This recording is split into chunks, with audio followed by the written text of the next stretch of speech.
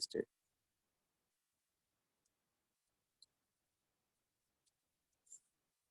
So ideal gas equation we have talked about in what mole concept, वो यहाँ पे detail में जाएगा। उस समय सिर्फ इतना ही बताया था, पीवी इक्वल टू एनआरटी, यही था ना। ये पी क्या हो गया, pressure of the gas, V volume of the container,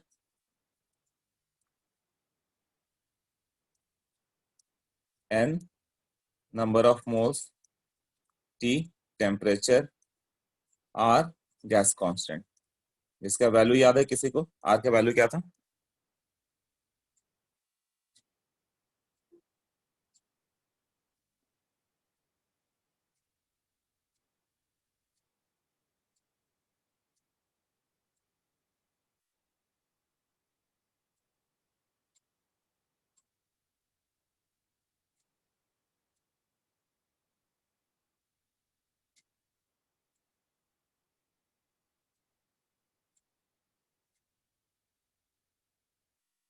Yes, it was 22.4 by 273, यही था ना।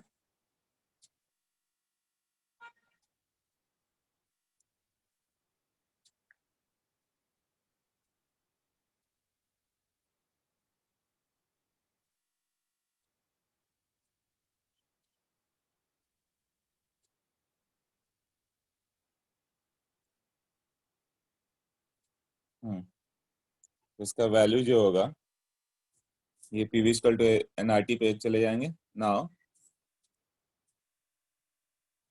0.0821 करेक्ट, एटमॉस्फेयर लीटर प्रेशर पर मोल, ये किया था इससे, तो उसको डिराइव करेंगे।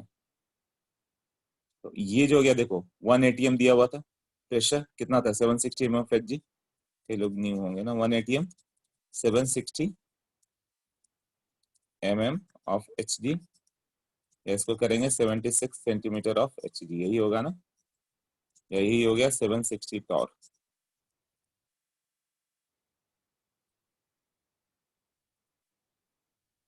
और 1 एटीएम का जो वैल्यू आएगा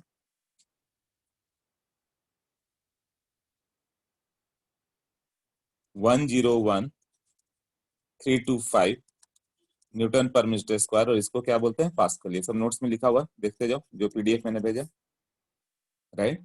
14.7 पीएसआई, उसकी जरूरत नहीं पड़ती, ये कहीं नहीं पूछने जाने वाला। इसमें क्या है, पाउंड्स पर स्क्वायर इंच, और 1 बार कितना होता है 10⁵ तो ये सब जस्ट इंट्रोडक्शन है, अभी गैस लॉ मेन स्टार्ट होगा। हाँ, और 1 एटीएम 101,325 पास्कल। तो कौन सा ग्रेटर है, 1 एटीएम कि 1 बार?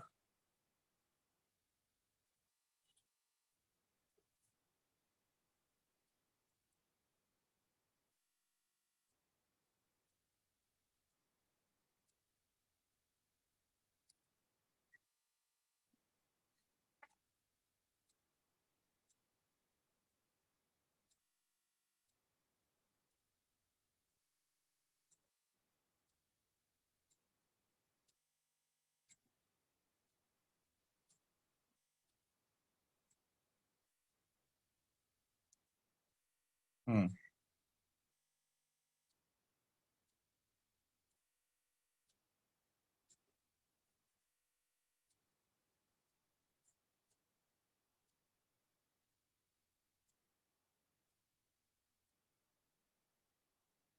1 एटीएम ज्यादा पड़ रहा है ना, 101,325 कितना, 1,01,325, ये है ना।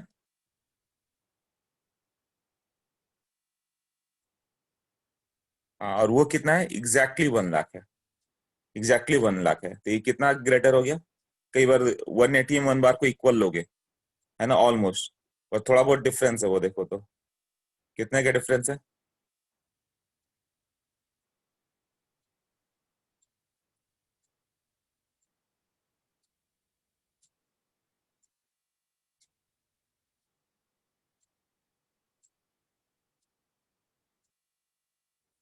हाँ,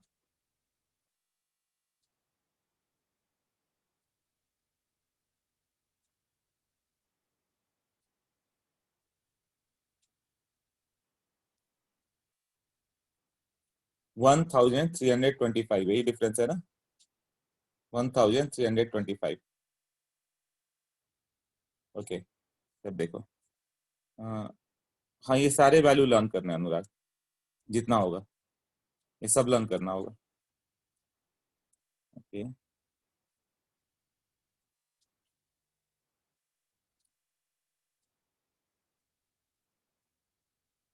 यस ये सब 1325 1/1 ATM, हाँ 1/1 ATM को ऑलमोस्ट इक्वल लेके चलो, राइट, बट एग्जैक्टली इक्वल नहीं है ये ना। ओके, नेक्स्ट पे चलो। ये वॉल्यूम कैसे होगा, वॉल्यूम,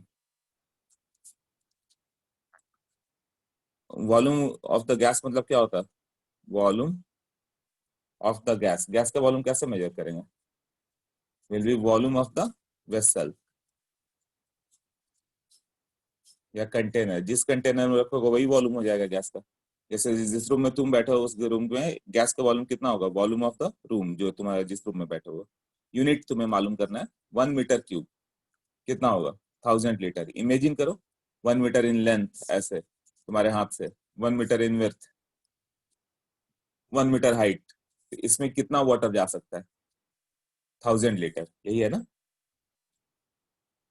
और 1 centimetre cube equal to 1 ml, ये शायद सबको याद हो, ये लर्न करना था, है ना।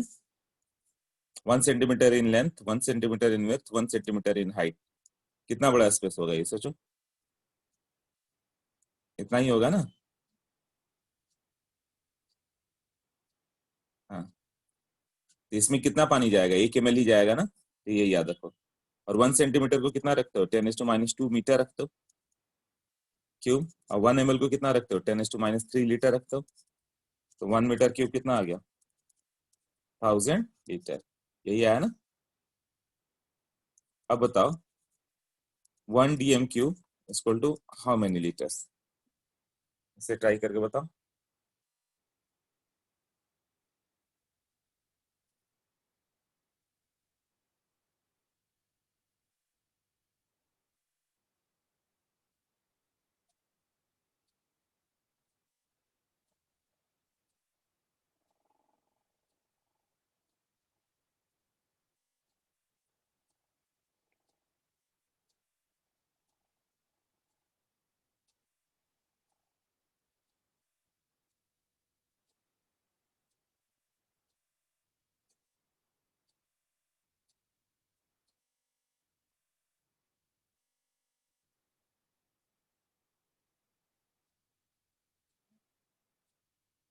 हम्म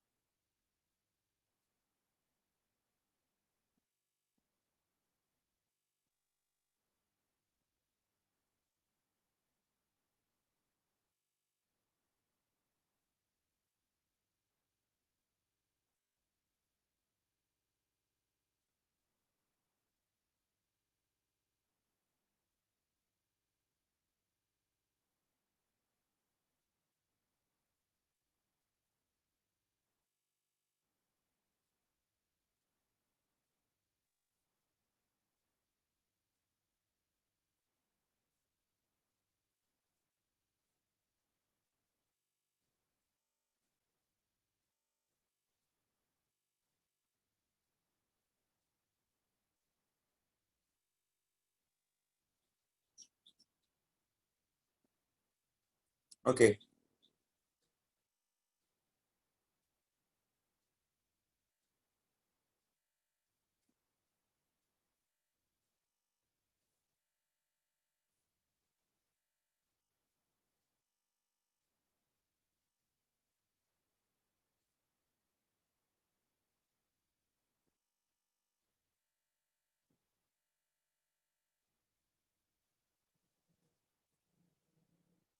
हाँ, तो 1 DMQ कितना आ गया? 1 लीटर ना। 1 सेंटीमीटर कितना होता है? 10⁻⁻1 डेसीमीटर क्यूब।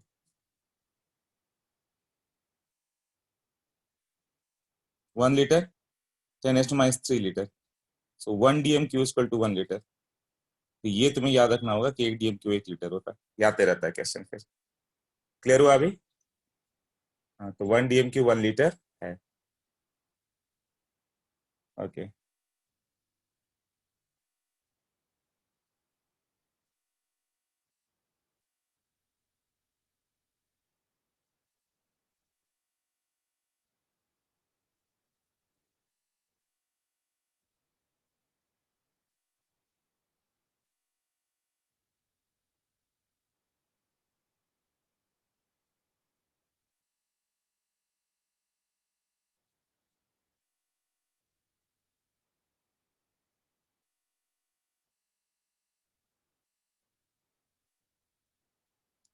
देखो,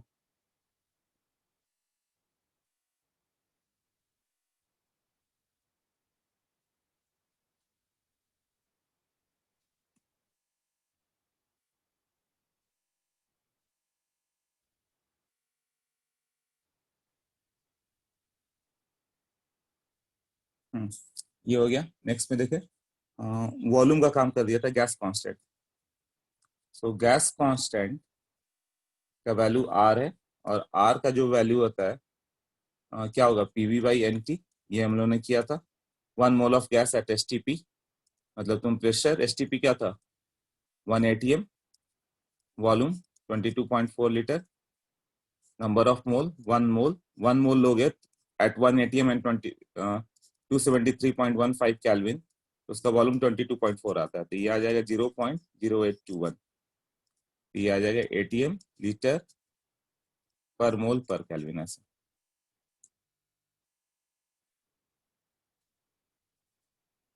हाँ, तो ये गैस कांस्टेंट आर हो गया। अब इसका वैल्यू कितना आएगा? ये ATM लीटर है ना। 1 ATM लीटर को if you want to convert in SI unit, SI unit क्या होगा? 101,325 Nm/m²। लीटर का SI यूनिट 10⁻³ मीटर क्यूब। ये सब यूनिट एंड डायमेंशन में किया होगा तुम लोगों ने ना। तो 101.325 ये न्यूटन मीटर हो गया। न्यूटन मीटर मतलब जूल हो गया। तो 1 ATM लीटर इतना होता है। तो कहीं कन्वर्सन पड़े आगे के चैप्टर में तो ये याद करना होगा। 1 ATM मीटर में तो 101.325 जूल।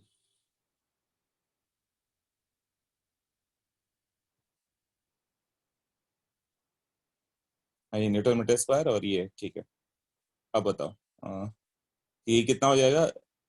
0.0821 यूनिट एंड डायमेंशन थोड़ा कर ले रहे हैं। ATM लीटर पर मोल पर केल्विन, इसमें मल्टीप्लाई हो जाएगा ऐसा यूनिट के लिए कितने से? 101 से, 101.3 से। ये जूल पर मोल पर केल्विन होगा। तो कितना हो जाएगा? ये दोनों मल्टीप्लाई करोगे तो 8.314 जूल पर मोल पर केल्विन। 100 से मल्टीप्लाई कर दो, 8.21 तो दिख ही रहा है। 8.21 दिख रहा है तो 8.314 हो जाएगा। और इसको कैलोरी के लिए क्या करना था हम लोग को?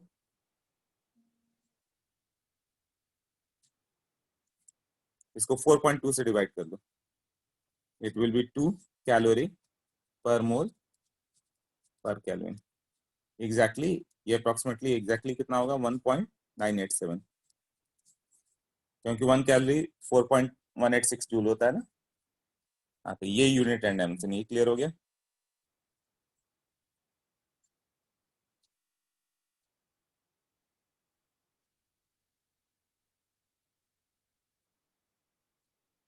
ओके।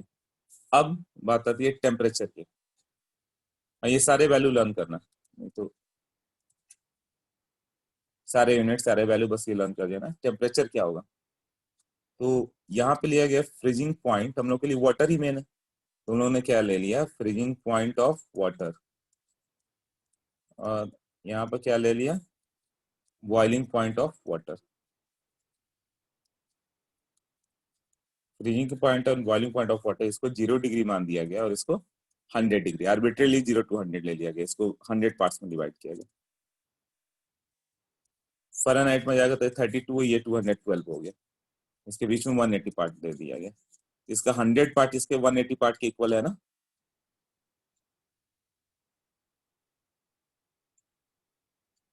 हाँ, तो दोनों में रिलेशन क्या होगा, जैसे ये 10 पार्ट आगे गया तो ये कितना आगे जाएगा, ये 100 पार्ट आगे जा रहा है तो 180 पार्ट आगे जा रहा है, मतलब 1.8 टाइम ज्यादा, तो 10 पार्ट आगे जाएगा तो ये 18 पार्ट आगे जाएगा, 10 डिग्री सेंटीग्रेड, तो फ़ारेनहाइट में कितना हो जाएगा, ये 32 से तो स्टार्ट ही हो रहा है, और इधर का 10 पार्ट इसका 18 पार्ट के इक्वल है, तो प्लस 1.8 इंटू जितना पार्ट में बोल रहा हूँ 10, तो 50।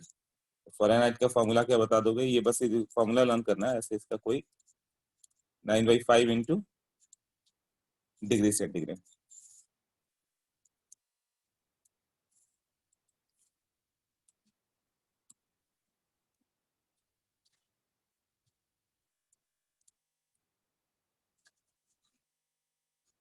हाँ, 32 इंटू 9 प्लस 9/5 इंटू सी।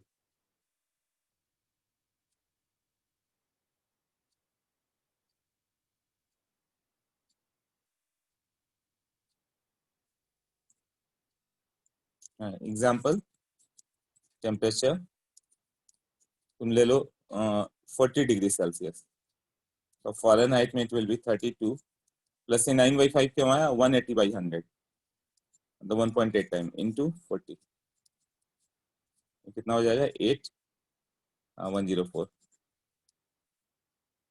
104 डिग्री फीवर, मतलब टेम्परेचर तुम्हारा 40 पहुंच गया, यही है ना।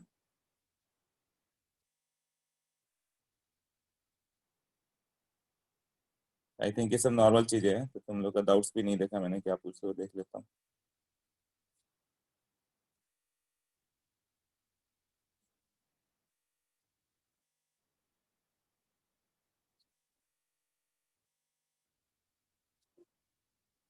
ऐसे मैं भेज दूंगा तुम लोग को, ऐसे नोट्स में सब है, फिर भी नोट्स में एडिशन ये सब जो मैं भेज दूंगा उससे कर देना। Now we go for to define pressure. हाँ, इसमें टाइम जाएगा, प्रेशर थोड़ा डिफाइन करने में टाइम जाएगा। प्रेशर क्या डिफाइन था, फोर्स पर यूनिट एरिया,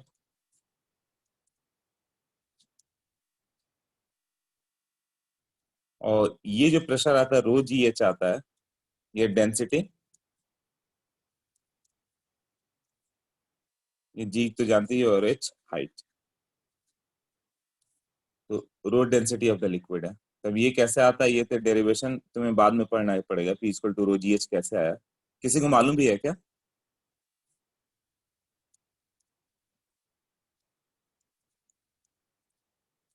मालूम है श्रेयस को, सार्थक को, okay.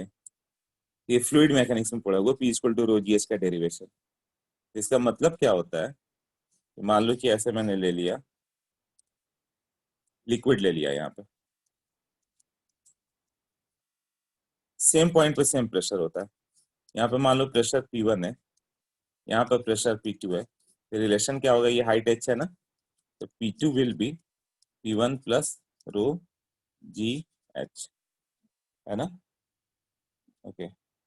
P2 will be P1 plus rho G H, कैसे फाइंड करोगे ये, हाइट दिया हुआ, डेंसिटी मालूम है, जैसे मान लो कि मैंने वाटर ले लिया यहाँ पे, अब तुमसे पूछा कि सरफेस लेवल से ये वाटर है, तुम 10 सेंटीमीटर नीचे जाओगे तो प्रेशर कितना बढ़ेगा, इस 10 सेंटीमीटर का, जैसे हाइट मैंने दे दिया है, यहाँ पे हो गया, ये प्रेशर P1 है, यहाँ पे प्रेशर P2 है, सेम लेवल पे सेम प्रेशर है, ये H मान लो दिया हुआ 10 सेंटीमीटर, और ये है मर्क्यूरी, तो P2 will be P1 plus rho G H, ये होगा P1 प्लस रो का वैल्यू क्या होगा, वाटर है 1, जी का वैल्यू 9.81 इंटू हाइट 10 सेंटीमीटर है, तो ऐसा यूनिट में कितना होगा, 10 इंटू 10⁻², इतना आएगा। सॉरी, एसआई यूनिट पुट करना था यहाँ पे। वाटर का एसआई यूनिट में कितना होता है?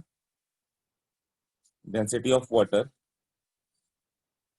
हाँ 1 ग्राम/ml होता है। तो एसआई यूनिट में कितना हो जाएगा?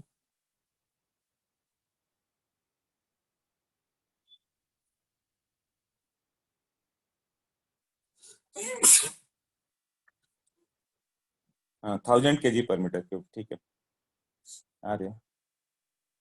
ये सब तो किया तुम लोगों ने, 1000 kg/m³। कैसे होगा वो? देखो, 1 ग्राम इक्वल टू 10⁻³ किलोग्राम। और ये कितना होगा? मिलीलीटर को लीटर में कर दो।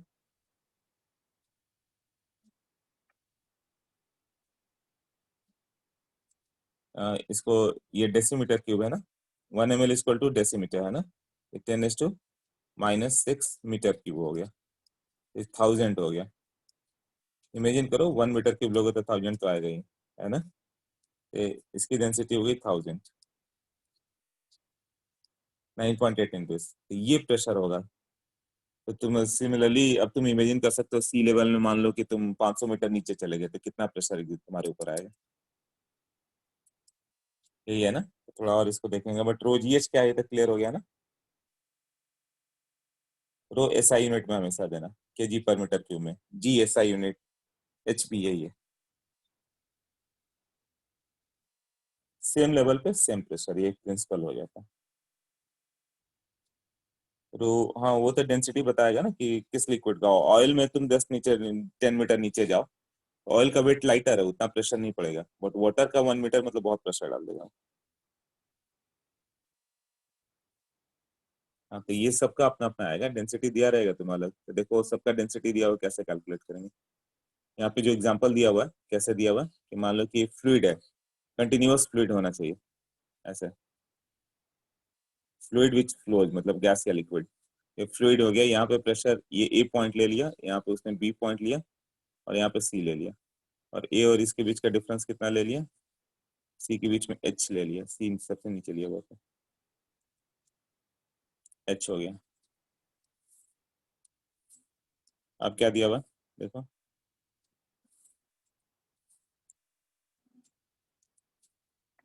सी ए पॉइंट है, तो P A equal to pressure of atmosphere. इसके ऊपर एटमॉस्फेरिक प्रेशर तो लग ही रहा है, ये होगा ना। अब बात कर रहे हैं हम लोग पी बी, वो कितना होगा?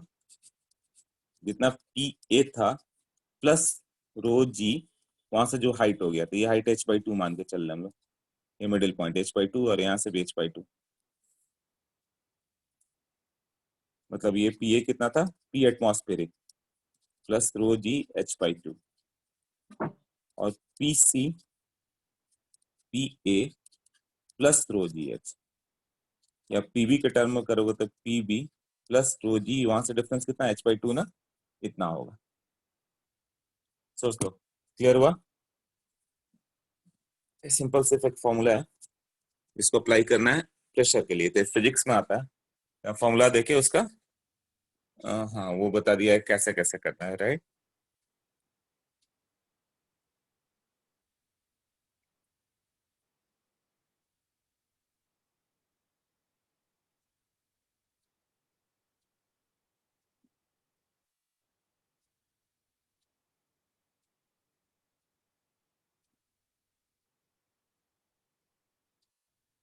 ओके, हाँ तो PB equal to rho G H हो गया ना, पीसी ओके,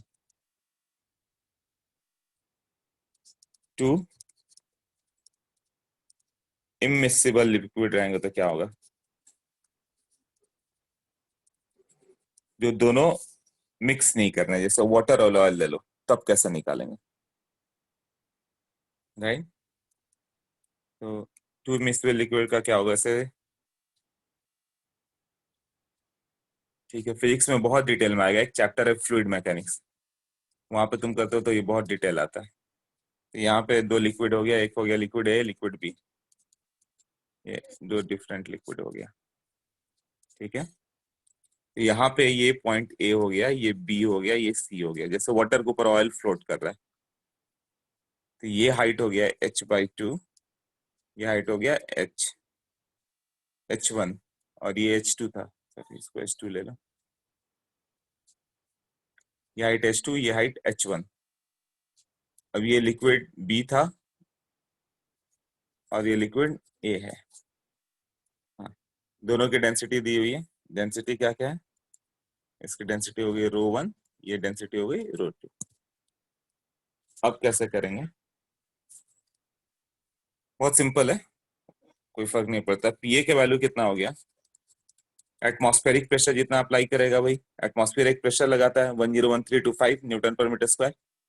पीबी पे जाओगे तो उसे जो प्रेशर मिला पीए प्लस ρ1 GH1, यहाँ भी कोई डाउट नहीं है, रो GH होता है तो ρ1 G1H1 ऐसा आ जाएगा। और पीसी पे जाओगे तो कितना होगा? पीबी प्लस ρ2 GH2 ऐसे।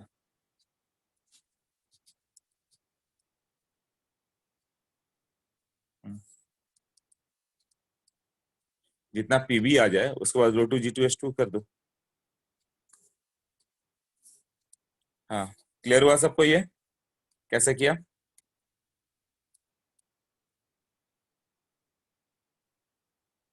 Clear? Yes yes yes. Okay, हाँ ठीक है। अब टू मिक्सिबल लिक्विड हो जाए तो क्या होगा? जैसे दो वाटर ही आपस में मिक्स कर दो, वाटर अल्कोहल को मिक्स कर दो, तब क्या करेंगे? वाटर अल्कोहल मिक्स करोगे तो डेंसिटी तो दोनों को अलग अलग थी। अब मिक्स करने के बाद क्या होगा? जैसे कि ये मान लो लिक्विड ए था, जैसे वाटर था, इसका हाइट H1 था, है ना? और ये लिक्विड ए है, यहाँ प्रेशर P1 था। और दूसरा लिया जाए लिक्विड, हाँ, तो क्या हो गया? लिक्विड बी है, यहाँ प्रेशर कितना है? P2 है। तो रो डेंसिटी कितनी होगी? डेंसिटी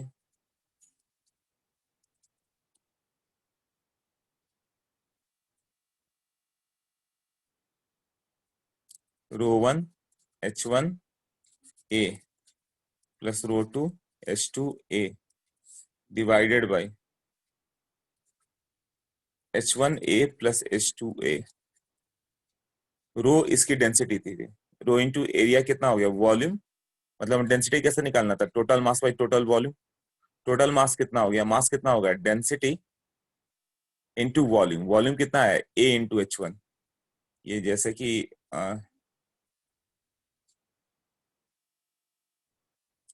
ये हो गया क्रॉस सेक्शन एरिया ए। ये लिक्विड ए और लिक्विड बी की जगह उससे कंफ्यूजन हो, लिक्विड 1 और 2 करते हैं ना। ये लिक्विड 1 है, ये लिक्विड 2 है, और ये क्रॉस सेक्शन एरिया भी ए है।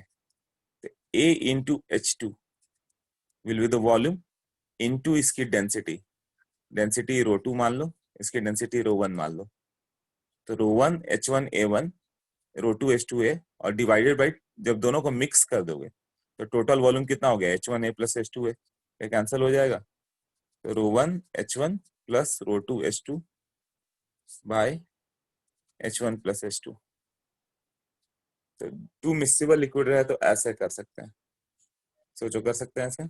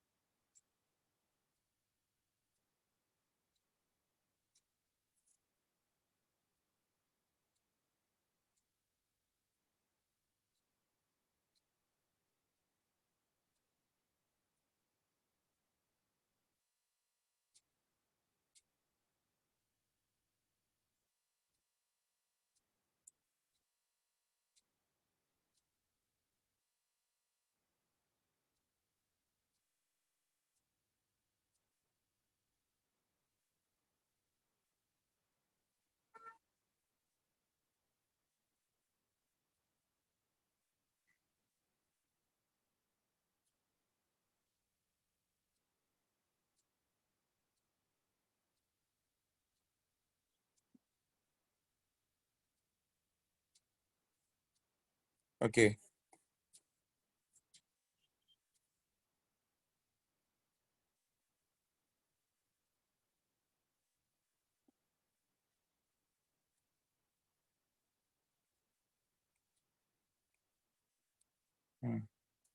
आई थिंक इतना तक सबको क्लियर हो गया होगा। देखो डेंसिटी मिक्स होने के बाद वाली है, right. Miscible liquid part again. Aditya अभी तक क्लियर हुआ होगा?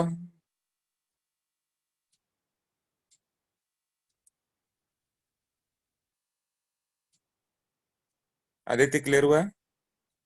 हाँ, A and B two liquids थे, उसको लिक्विड 1 एंड 2 कहो, ए एंड बी मत करो। ए का यूज कर रहे हैं क्रॉस सेक्शन एरिया का। नहीं क्लियर हुआ? ओके, हम लोग बैक पे जाते हैं, यहाँ पे आ जाएगा। हाँ, तुम्हें क्या करना है, दोनों की डेंसिटी बतानी है। तो डेंसिटी कैसे निकालता है? दो लिक्विड को मिक्स करोगे तो टोटल मास कितना था भाई, टोटल वॉल्यूम। तो मास कितना होगा, A इंटू H1 वॉल्यूम हो गया। इसमें कोई डाउट है? Cross section area into height volume होता है। हाँ, तो A इंटू H1 वॉल्यूम होता है इंटू डेंसिटी, तो ये इसका मास हो जाता है। तो मास ऑफ द लिक्विड मालूम है ना, एक की मास मालूम है, दूसरे गैस को दूसरे को मिक्स करो तो उसका भी मास मालूम है। अब जो दोनों मिक्स करके एक कंटेनर में डाल दिया तुमने, तो टोटल मास कितना हो गया भाई, टोटल वॉल्यूम कितना होगा। इसका A इंटू H1 था और इसका वॉल्यूम क्या था, A इंटू H2 था। दोनों ऐड कर दो तो total mass by total volume किया हुआ है।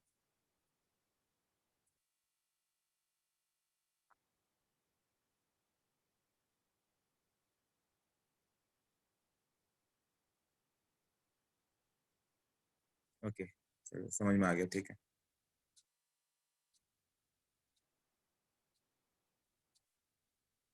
हाँ, ये हो गया। Now barometer. So barometers, barometer क्या होता है, use to measure what, device use to measure the atmospheric pressure. यही लिखा हुआ है ना, device used to measure the atmospheric pressure. अब जैसे कि इस तरह से ट्यूब ले लिया तुमने और इसमें ऐसे मरकरी फिल करके रख दो। ये भी मर्क्यूरी थी, ये भी मर्क्यूरी। इसकी डेंसिटी कितना होता है, 13.6 ग्राम पर सेंटीमीटर क्यूब या पर एम एल। एसआई में कितना होगा, 1000 टाइम का मल्टीप्लाई हो जाता है ना, इंटू 10⁻³ ना, किलोग्राम पर मीटर क्यूब। अब इसको ऐसे अपसाइड डाउन रखो, इसको ऐसे इस साइड से इधर रख दे हम लोग। जब अपसाइड डाउन करेंगे तो क्या होगा, इधर जाएगा, इधर जाएगा, और ऊपर में एक क्या क्रिएट हो जाएगा, वो वैक्यूम क्रिएट हो जाएगा। क्यों, तुमने इधर डाला तो क्या हो जाएगा, वैक्यूम क्रिएट होगा ना। तो यहाँ पे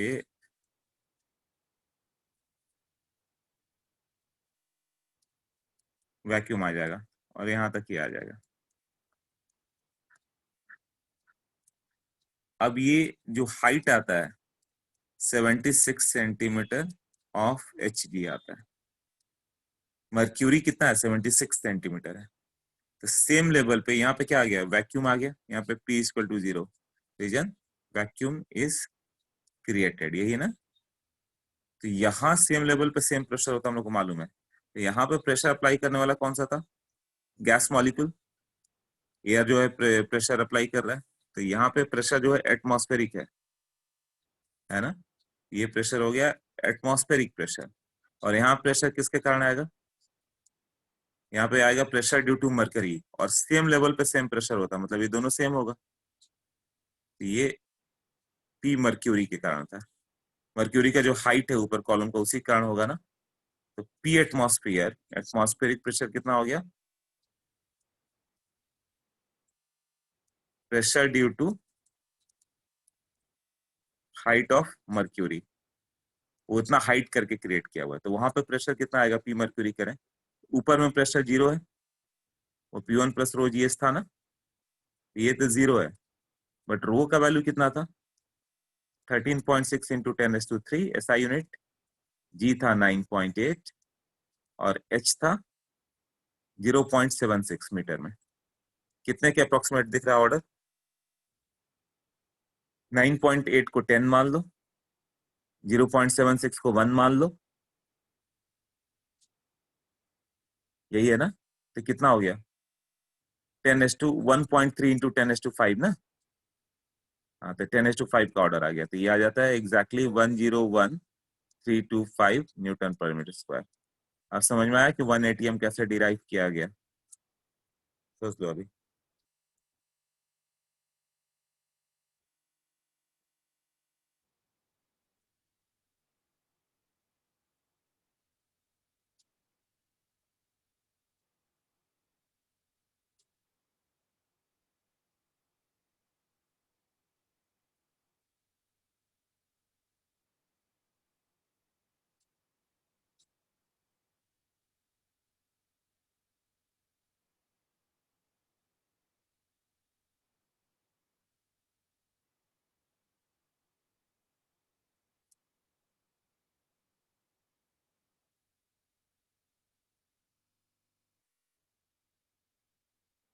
हाँ बताओ।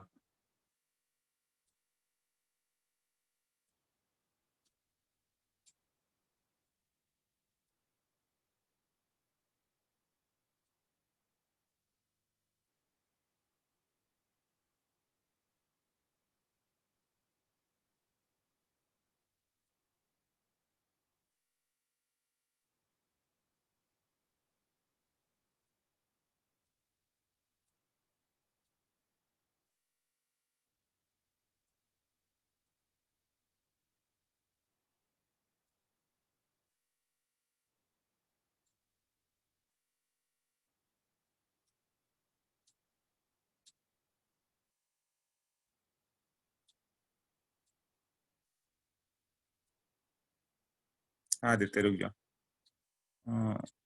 मर्क्यूरी इज द, हाँ मर्क्यूरी ही क्यों लेते हो मेजरिंग प्रेशर के लिए, क्योंकि इसकी डेंसिटी हाई है। वाटर लोगे ना तो मर्क्यूरी 76 सेंटीमीटर, करीब करीब 1 मीटर का तो हो ही गया। बैरोमीटर सोचो 1 मीटर एक सिग्निफिकेंट अमाउंट होता है रीडिंग करने के लिए। अब तुम वाटर लोगे तो वाटर को उतना प्रेशर क्रिएट करने के लिए 13.6 टाइम ज्यादा लेना पड़ेगा, मतलब करीब करीब 10 मीटर। अब 10 मीटर मर्क्यूरी का लेवल होगा तो वो सोचो कितना हो गया, 10 मीटर मतलब तुम्हारा 2 फ्लोर के बराबर हो गया, तो उतना ऊंचा जाके रीडिंग कौन लेगा। तो मर्क्यूरी हाईली डेंस है, उसको लोगे और लेस रिएक्टिव है, और जल्दी इवेपोरेट भी नहीं होता। ये सब क्या होगा, वाटर वगैरह तो इवेपोरेट कर देगा। हाँ फिक्स साइड तक हमेशा 76 ही आएगा। जब उसको टर्न करोगे ना तो 76 सेंटीमीटर आ जाएगा।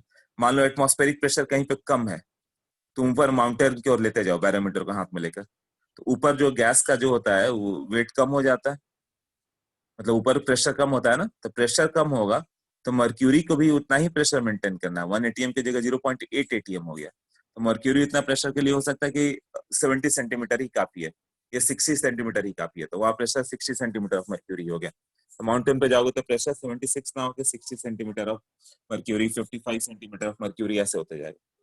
और ऊपर तुम स्काई की ओर चलते ही जाओ तो प्रेशर एकदम कम होते जाएगा, तो ये हाइट ऑफ द मर्क्यूरी क्या होता है, गिरते जाएगा, जीरो होते जाएगा। एक समय जहां पे एटमॉस्फेयर है ही नहीं, तो मर्क्यूरी के अंदर वो हाइट बचेगा ही नहीं, जीरो हो चुका रहेगा, क्योंकि सेम लेवल पे सेम प्रेशर लाना। बाहर कोई प्रेशर तो लगा नहीं रहा, गैस का प्रेशर है ही नहीं, तो अंदर भी इसको अपने हाइट तक उठने की जरूरत नहीं है। ये हाइट पे क्यों उठा, to maintain the pressure. Clear हुआ।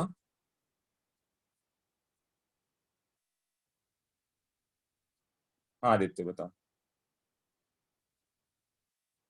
बोलो। हाँ, हेलो। हेलो सर, हाँ वो जो नीचे का जो कैलकुलेशन है सर वो समझ में आ गया सर, बट सर वो जो सेकंड कंटेनर छोटा वाला कंटेनर है, तो उसमें क्या सिर्फ एच डालेंगे कि वो कंटेनर पूरा डालेंगे उसमें? दोनों, दोनों को फिल कर दो मर्क्यूरी से। मतलब छोटा जो हो गया ये ट्यूब जो हो गया उसको मर्क्यूरी से फिल किया गया, फिर उसको पलट दो, ऐसे उल्टा करोगे तो ऊपर वैक्यूम आ जाएगा। अच्छा, वो नीचे नहीं हाँ जाएगा सर? नहीं पूरा नहीं जाएगा, पूरा जाएगा तो एटमॉस्फेरिक प्रेशर को मेंटेन कौन करेगा, सेम लेवल पे सेम प्रेशर करना है ना, तो वही हाइट स्टिक करके 76 पे रुक जाएगा। नीचे डिप होगा, ग्राउंड पे नहीं जाएगा? नहीं तब तो फिर सेम लेवल पे सेम प्रेशर कैसे आएगा। समझा समझा सर। हाँ वो कंटेनर में जाएगा और हाइट 76 ही रह जाएगा। Okay sir. ओके।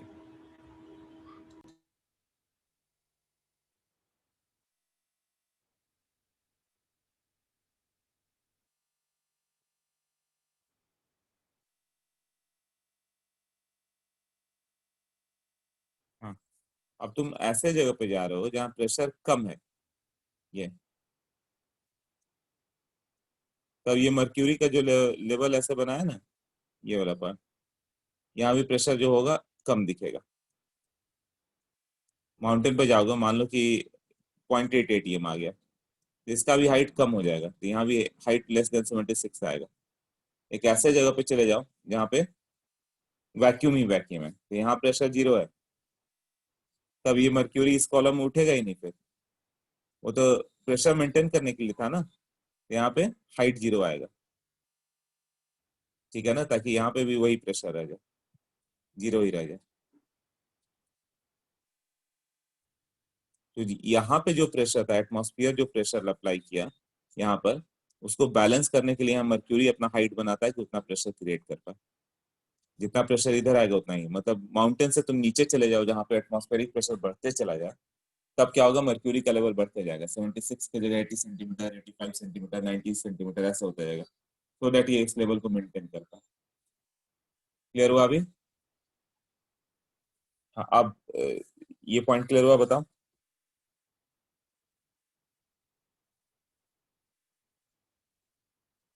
हाँ, यदि बाहर से प्रेशर तुमने ज्यादा बढ़ा दिया है लिक्विड पे, तो मर्क्यूरी का हाइट बढ़ जाएगा, वो भी उतना हाइट ऊपर जाएगा कि उतना प्रेशर मेंटेन कर पाए। ओके, तो पी एटमॉस्फेयर कितना हो गया।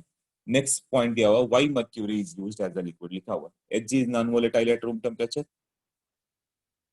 वोलेटिलिटी कम है, वो वेपर नहीं बनेगा, वाटर लोगे तो ये प्रॉब्लम, वेपर बन के निकल गया। Hg इनर्ट होता है, एयर से जल्दी रिएक्ट नहीं करेगा, जबकि वाटर क्या होगा, वो वोलेटाइल भी है और रिएक्टिव भी है कई चीजों से। वो मतलब जो ट्यूब लोगे, ट्यूब से बिल्कुल मर्क्यूरी रिएक्ट नहीं करेगा, बट वाटर डालोगे तो क्या होगा, वाटर के साथ वो ट्यूब एक लेयर बनाते जाएगा। हाँ, उसके बाद, हाँ रे बोलो। सर हाँ, आपने कहा था कि अगर बाहर का प्रेशर हम बढ़ाएंगे तो एचजी का जो हाइट रहेगा दैट विल इंक्रीज। हाँ, बट सर मुझे ये समझ में नहीं आया कि अगर एचजी पे प्रेशर जो लग रहा है वो बढ़ रहा है तो एचजी तो नीचे जाना चाहिए, तो वो ऊपर क्यों आ रहा है?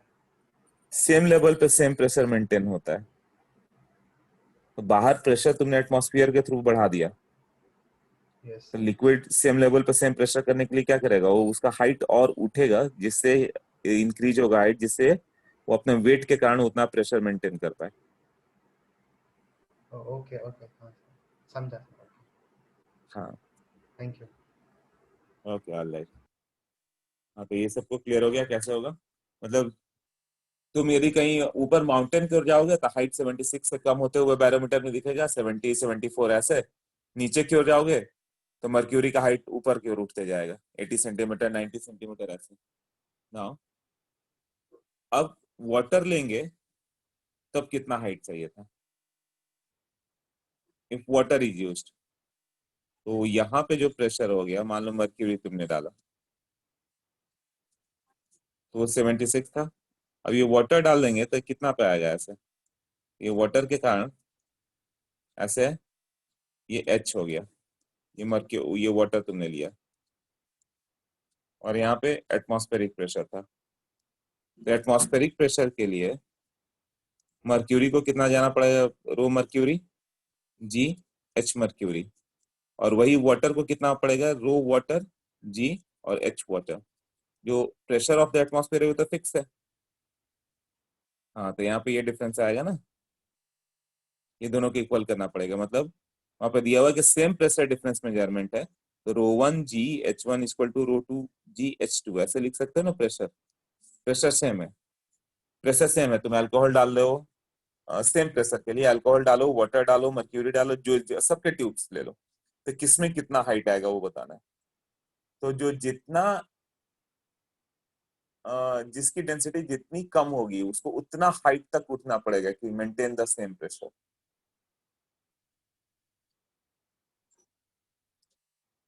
जिसकी डेंसिटी ज्यादा होगी उसका क्या होगा, हाँ, जिसकी डेंसिटी ज्यादा होगी तो उसको कम हाइट चाहिए, यहाँ पर हम लोग लिखे हैं लोअर हाइट चाहिए, यहाँ पर कितना हो जाएगा, rho mercury H mercury equal to rho water H water, सबके लिए रो अल्कोहल एच अल्कोहल ऐसे, ये है 13.6 रेस्पेक्टिव, ये है वाटर का 1, तो ये एच 76 है, एच वाटर कितना आएगा 13.6 टाइम हैवियर आया ना। हाइट ऑफ वाटर कॉलम लोगे तो करीब वो कितना आ रहा है 10.33 मीटर, ये लर्न कर लो अब।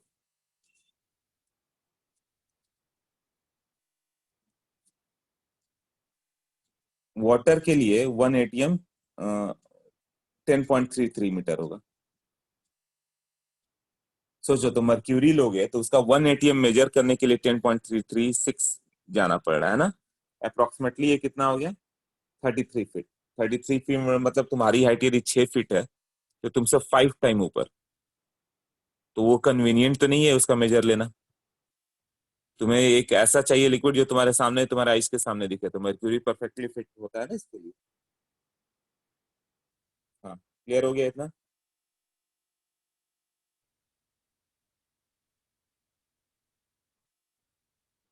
हाँ वो तो मर्क्यूरी समटाइम एक्सपेंड्स होता, लिक्विड है वो तो होगा ही, राइट, बट सबसे सुटेबल यही दिख रहा है हम लोग को।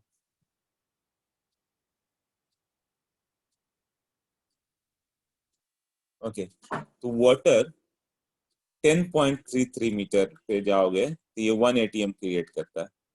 तो तुम सी लेवल पे यहाँ से, जैसे ये हो गया सी लेवल पे, यहाँ पे तो प्रेशर 1 एटीएम था, मैंने बोला कि 1 किलोमीटर नीचे समुद्र में चले जाओ यहाँ पे सी में, तो तुम्हें कितना प्रेशर फील करोगे।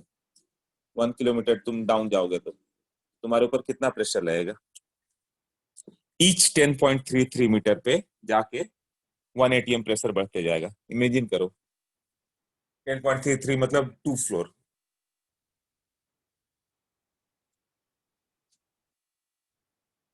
या 3 फ्लोर। इस 3 फ्लोर के लिए हाइट के और डाउन जाओगे तो तुम्हारे ऊपर 1 एटीएम प्रेशर बढ़ता जाएगा। हाँ ऑलमोस्ट 100 गुड। ये जो प्रेशर होगा 1 किलोमीटर नीचे जाओगे तो 1 एटीएम तो जो ऊपर से लग रहा था लग ही रहा था, प्लस ये 1 किलोमीटर मतलब 1000 मीटर, और बाई ये कितना आया था 10.33 मीटर पे एक एक बढ़ते जाएगा, ऑलमोस्ट 100 टाइम्स ना, ये ऑलमोस्ट 100 एटीएम दिखेगा तुम्हें। ये क्लियर हुआ। ईच 10 मीटर पे एक एटीएम बढ़ जाता है, तो 1 किलोमीटर जाओगे तो 100 एटीएम बढ़ जाएगा तुम्हारे ऊपर, तो तुम्हारे पास प्रेशर जो लगेगा 1 किलोमीटर डाउन जाओगे तो 100 एटीएम का प्रेशर लगेगा। तो हम लोग सस्टेन ही नहीं कर सकते, इसलिए स्पेशल सूट्स होते हैं जो मेरे तुम्हें बचा कर रखते हैं उतने प्रेशर पे भी। चलो ये क्लियर हो गया। Now we go for the manometer.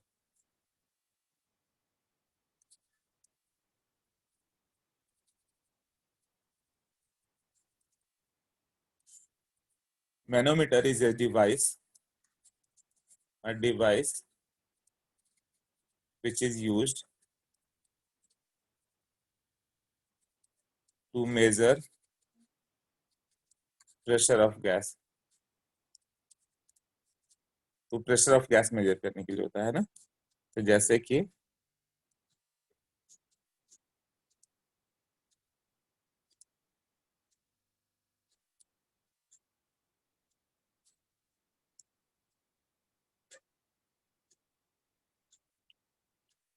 ऐसे लोगे, यहाँ पे क्या है गैस का प्रेशर होगा, इस तरह से बाउंडेड लिया। अब यहाँ पे मर्क्यूरी है,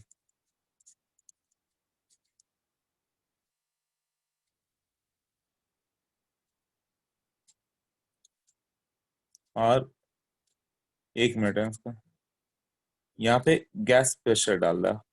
हाँ गैस प्रेशर डाला तो मर्क्यूरी का हाइट मान लो अनबैलेंस हो जाए, तो ये यहाँ से यहाँ का हाइट जो हो गया h सेंटीमीटर आ रहा है। तो what will be the gas pressure. हाँ अनुष्का बोलो। सर वो वाटर के लिए हाइट 10.33 मीटर लग रहा है। वो जो अभी हमने डेरिवेशन किया उसमें 13.6 इंटू 76 वो एसआई यूनिट्स में नहीं थे, तो ये मीटर में कैसे आया? वो तो फिर उसको मल्टीप्लाई कर दो तो सेंटीमीटर हो गया, डिवाइडेड बाई 100 कर दो। ओके तो मीटर से डिवाइड करने के लिए 100 से डिवाइड कर दो, 13.6 इंटू 0.76 मीटर हो गया। Okay thank you sir. Alright. हाँ, ये मैनोमीटर में देखो, device which is used to measure the pressure of the gas. यहाँ पे, यहाँ से यहाँ तक मर्क्यूरी था, ये सेम लेवल आ गया, और यहाँ से मर्क्यूरी ऊपर है। इस साइड प्रेशर कौन अप्लाई करेगा? इधर यहाँ पे सेम लेवल पे सेम प्रेशर है ना, तो यहाँ प्रेशर अप्लाई करने वाला गैस है, और यहाँ के लिक्विड पे प्रेशर अप्लाई कौन सा करेगा? एक तो एटमॉस्फेयर 1 atm तो यहाँ लगेगा ही, 101.325, और ये हाइट। तो पी गैस को क्या हम लोग लिख सकते हैं ऐसे, पी एटमॉस्फेयर मतलब वही 101.325 plus rho G H, H mercury, यहाँ पे 8 सेंटीमीटर आया ना, मर्क्यूरी नहीं भी लिखे तो मर्क्यूरी तो चल ही रहा है। रो जी ये कितना था, 76 था ना एटमॉस्फेरिक प्रेशर, और ये एच था, मान लो जनरली 76 होता है, तो ये रो जी से 76 प्लस एच आएगा। मतलब प्रेशर को हम लोग लिख सकते हैं 76 plus H centimetre of mercury. क्यों लिख सकते हैं? प्रेशर 76 पहले से था, प्लस एच सेंटीमीटर और आ गया।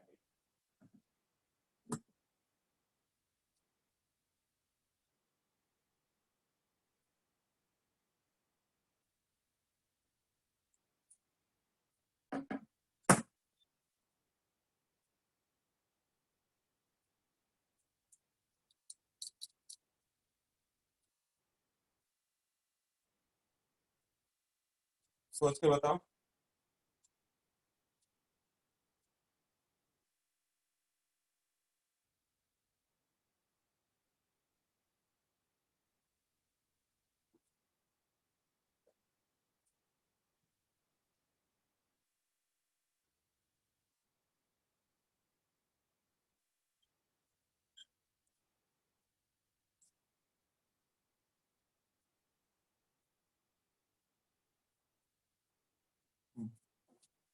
बैरोमीटर से तो हाँ केवल एटमॉस्फेरिक प्रेशर मेजर हुआ, और इससे अब गैस का प्रेशर जितना ज्यादा होगा, हाइट उतना उठते जाएगी मर्क्यूरी की, ताकि वो प्रेशर मेंटेन करे। तो 76 plus H centimetre of mercury कर सकते हैं फिर।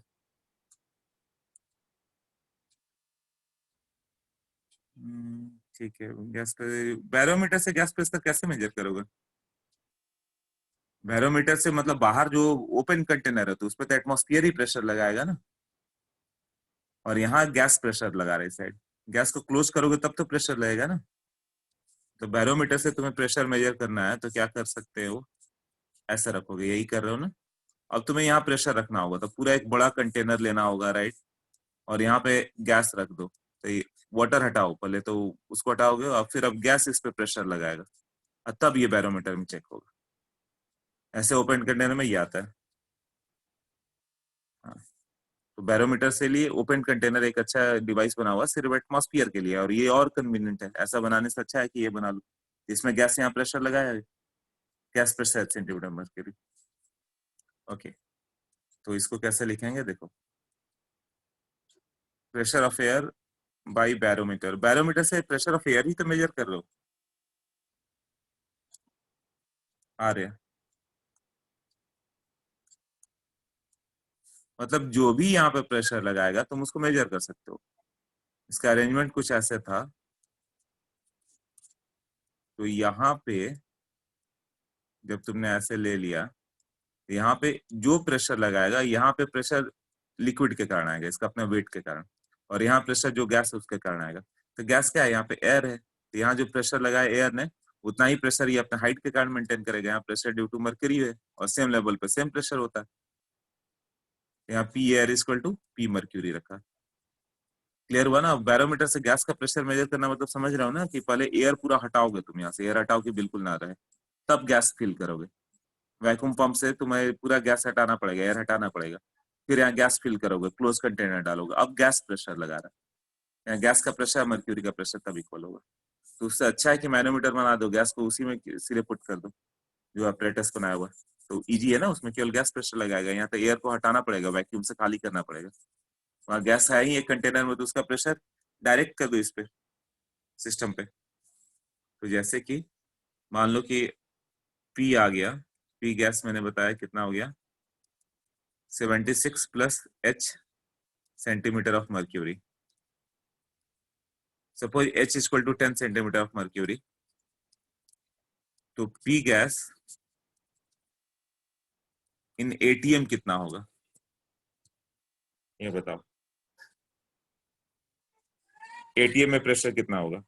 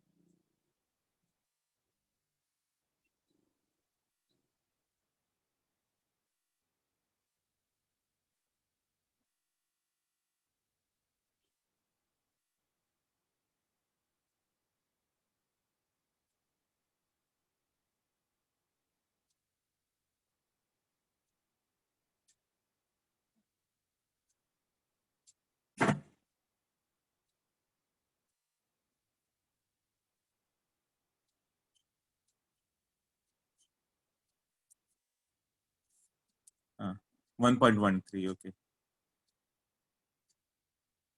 करेक्ट। ये हो गया पी गैस।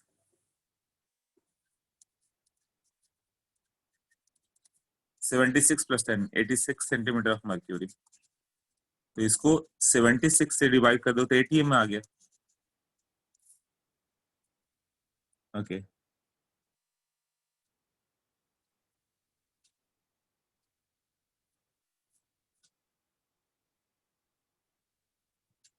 तो जो मैंने अभी बताया था वो ओपन एंड मैनोमीटर था, है ना?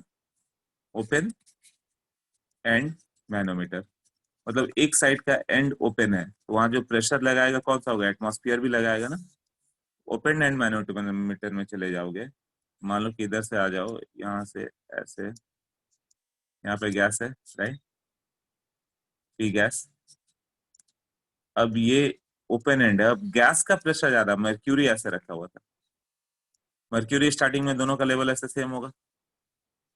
जैसे ही तुमने गैस यहाँ पे डाल दिया तो गैस का प्रेशर ज्यादा है तो गैस इसे कंप्रेस करेगा, हाइट इस साइड उठते जाएगा इधर। क्यों? इधर कौन सा लगा रहा है प्रेशर? एटमॉस्फेयर में, और एटमॉस्फेरिक प्रेशर ग्रेटर है तो ये इसको इधर प्रेस करेगा और ये मर्क्यूरी का लेवल इधर उठेगा। ये पॉइंट क्लियर हुआ जो बताया मैंने? हाँ तो ये दो केस मान ले कि गैस का प्रेशर मान लो एटमॉस्फेयर से ज्यादा या कम है, तो गैस प्रेशर ग्रेटर होगा तो गैस तो यहाँ पर आ गया और मर्क्यूरी यहाँ पे ऊपर चला गया। अब जो देख रहे हैं हम लोग सेम लेवल पे सेम प्रेशर, अभी यही समझा रहा था मैं कि लिक्विड का यहाँ जो प्रेशर होगा वही प्रेशर यहाँ पे भी आएगा, same level same pressure. But दोनों में प्रेशर लगाने वाले अलग अलग हैं। लेफ्ट साइड में प्रेशर कौन लगा रहा है? गैस प्रेशर लगा रहा है। राइट में प्रेशर कौन सा लगा रहे हैं? हाँ एटमॉस्फेयर प्लस मर्क्यूरी का वेट। हाँ एयर प्लस मर्क्यूरी कॉलम। अब धीरे धीरे क्लियर हो गया है तुम लोग को, रहे ये आएगा। तो ये अभी मैंने बता दिया कि मान लो 8 सेंटीमीटर हो गया तो P gas become 76 plus H centimetre of mercury. यही हुआ। और इसका उल्ट, यदि एटमॉस्फेयर प्रेशर ज्यादा होगा तो ये हाइट ऊपर जाएगा, तब प्रेशर क्या लिखेंगे हम लोग?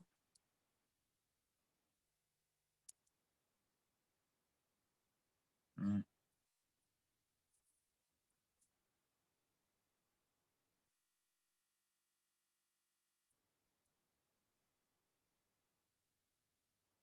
हाँ। अब गैस का प्रेशर ही बहुत कम है, तुमने गैस एकदम डाइल्यूट रखा है तो कैसा होगा? ऐसे करोगे, यहाँ गैस फिल करके बंद कर दिया गया। अब ये जो यहाँ गैस का प्रेशर एटमॉस्फेयर ही इस पे भारी पड़ रहा है, तब क्या होगा? एटमॉस्फेयर भारी पड़ेगा तो ये इसको इधर प्रेस कर देगा। ये विथ सेम है गैस कॉलम का, तो ये मैं ये विथ बता रहा हूँ। हाँ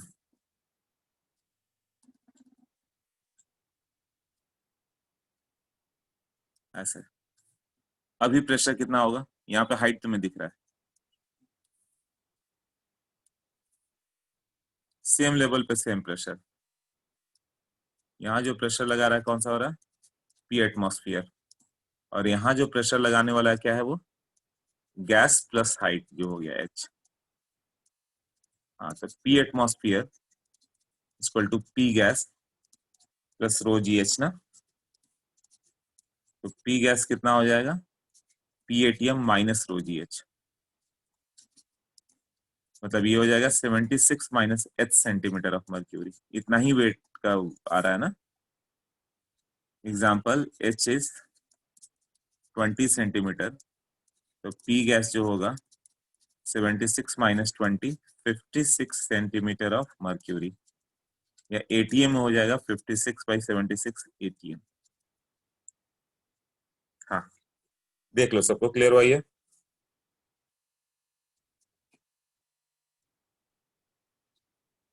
yes yes yes, okay, yes okay, yes from everyone, ठीक है। तो ये फ्लूइड मैकेनिक्स था जितना हम लोग कर रहे हैं। जैसे ही फिजिक्स में पढ़ोगे ये तुरंत इजी हो जाएगा। ये फिजिक्स का एक फॉर्मूला समझो, जैसे कुलम्ब्स लॉ उठाया था उसी तरह ये भी उठा के देख रहे हैं। तो पूरा चैप्टर है ये, और बहुत इजी चैप्टर है। कोई भी चाहे तो खुद से, चैप्टर नंबर 12 ऐसा है, दैट्स वर्मा खुद से पढ़ सकता है। अब क्लोज्ड एंड मैनोमीटर, अब वहां पे ओपन एंड था तो 1 एटीएम प्रेशर डाल रहा था। क्लोज एंड होगा तो वहां पे हमेशा वैक्यूम क्रिएट होगा। तो यहाँ पे जब एंड ऐसे रखोगे, एक साइड का एंड क्लोज है ऐसे,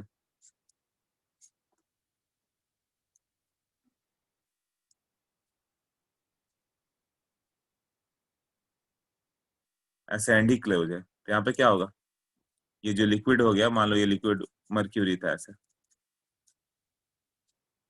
तो स्टार्टिंग ऊपर के साइड प्रेशर क्या होगा, 0 होगा, क्योंकि वहां तो वैक्यूम बना हुआ था। यहाँ पे प्रेशर क्या हो गया, 0 है, और यहाँ से भी प्रेशर, ये वैक्यूम है, मान लो वैक्यूम वैक्यूम है तो क्या होगा, ये दोनों साइड प्रेशर 0, सेम हाइट आ गया। बट यहाँ पे जैसे ही तुमने गैस फिल किया, वो क्या करेगा, इधर तो प्रेशर 0 था, तो ये इसको प्रेस करेगा, प्रेस करेगा तो लेवल ऐसे ऊपर उठते चला जाएगा, और इतना उठेगा जितना गैस का प्रेशर होगा उतना ज्यादा लेवल उठते जाएगा, ताकि प्रेशर को मेंटेन कर पाए। यहाँ पे वैक्यूम है तो P इक्वल टू 0 है, क्यों, हम लोग यहाँ पे वैक्यूम ले रहे हैं, वैक्यूम में प्रेशर 0 होता है, और ये हाइट क्या हो गया, h सेंटीमीटर ऑफ मर्क्यूरी। और यहाँ जो प्रेशर लगाएगा गैस होगा, तो P gas will be equal to h centimetre of mercury लिख सकते हो, मतलब रो जी एच। एच आ गया कुछ भी, मान लो कि 20 सेंटीमीटर ऑफ मर्क्यूरी, हाइट दिख गया कि 20 ही है, तो इसको क्या करोगे, 20 बाई 76 एटीएम, यही होगा ना। हाँ, सोच लो।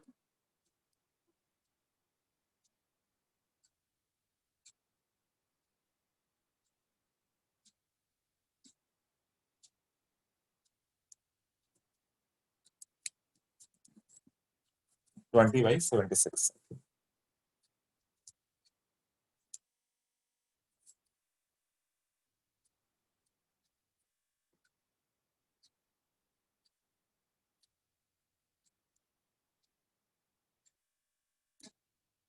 ओके। हाँ, मैनोमीटर हो गया ना, इजी है, राइट। हाँ, रो मर्क्यूरी का हाइट, मर्क्यूरी का एच, हाँ ये सब में मर्क्यूरी ही फिल किया हुआ है। मैनोमीटर में बाय डिफॉल्ट मर्क्यूरी कॉलम ही है, किसी और लिक्विड से यूज ही नहीं करेंगे हम लोग। हाँ, क्लोज एंड यार मोर एक्यूरेट, हाँ बोल सकते हो। दोनों में डिफरेंस क्लियर हो गया है ना, तब इस तरह वाले हो जाएंगे। अब गैस लॉ स्टार्ट करते हैं। यहाँ तक तो हो गया कि थोड़ा फिजिक्स का यूज, मतलब प्रेशर वॉल्यूम कैसे मेजर करेंगे। अब मेन हम लोग का यहाँ से गैस लॉज स्टार्ट हो रहे हैं। ये चैप्टर ऐसे स्टार्ट हो जाएगा। उतना इंट्रोडक्शन बताना पड़ता है क्योंकि फ्लूइड मैकेनिक्स तुम्हें पढ़ा नहीं है। पहला हो गया बॉयल्स लॉ। बॉयल्स लॉ बहुत इजी लॉ है, एकदम आराम से समझ में आता है, कई लोगों को मालूम होगा। और बॉयल्स लॉ में क्या हो गया कि मान लो कि एक क्लोज कंटेनर ले लो, ऐसे सिलेंडर पिस्टन सिस्टम ले लो, यहाँ पे गैस ले लोगे, प्रेशर तुम बढ़ाओगे तो वॉल्यूम क्या होगा, प्रेशर इंक्रीजेस तो वी गैस डिक्रीजेस गिवन। अब तुमने प्रेशर बढ़ाया तो वॉल्यूम क्या होना चाहिए था, डिक्रीज होगा, मगर तुम प्रेशर इधर से ऊपर से जाकर मान लो सिलेंडर पिस्टन को प्रेशर डाल लो और तुम्हारा कोई फ्रेंड आके इधर से गैस पुट करने लगे, गैस सिलेंडर से फिल करने लगे, तो हो सकता है कि तुम ऊपर जाने लगो। ऐसे तुम ये पिस्टन के ऊपर खड़े हो कि अब तो गैस नीचे जाएगा तो ऊपर जाएगा, तो लॉ नहीं फेल हुआ। लॉ यही बोलता है कि mass of the gas should remains constant. Clear ना? अब ये भी कंडीशन था कि मान लो कि उसने गैस नहीं पुट किया, तुम आके ऊपर पिस्टन के ऊपर खड़े हो गए कि प्रेशर बढ़ाया अब गैस नीचे जाएगा, और वो आके यहाँ पे हीट करना स्टार्ट कर दे। हीट करेगा तो क्या होगा, गैस का प्रेशर बढ़ेगा तो फिर तुम ऊपर जाओगे। तो ये नहीं हुआ कि प्रेशर भी बढ़ाया और वॉल्यूम भी बढ़ गया, नहीं, टेम्परेचर भी कांस्टेंट रखना है। तो क्या क्या कांस्टेंट रखना पड़ गया, टेम्परेचर एंड कांस्टेंट।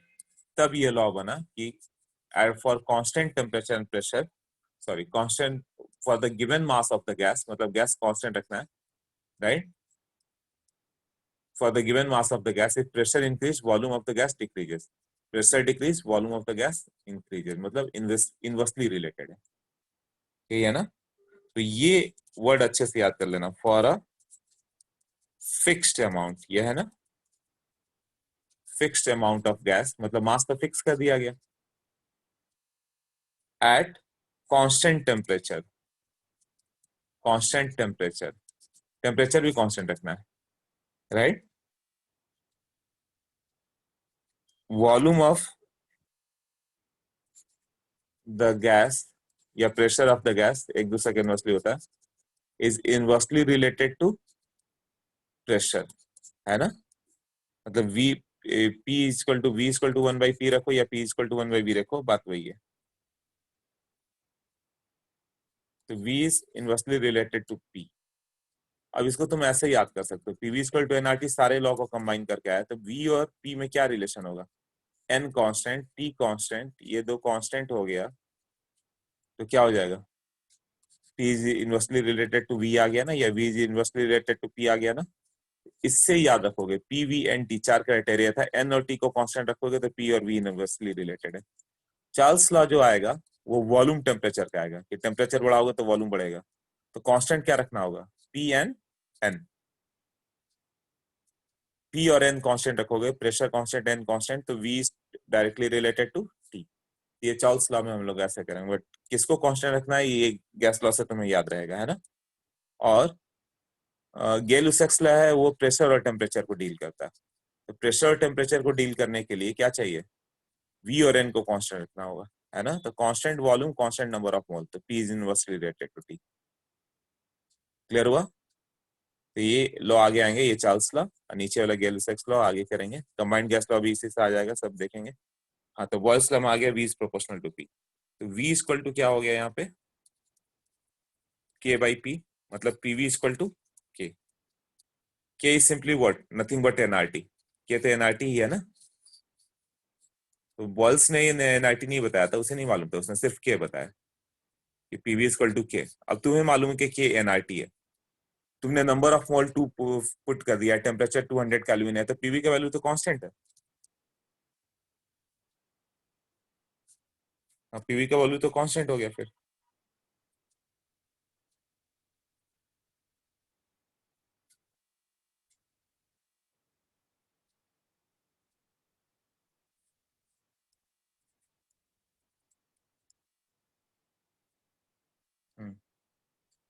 तो P और 1/v का ग्राफ करें हम लोग तो कैसे होगा, P equal to K into 1/v।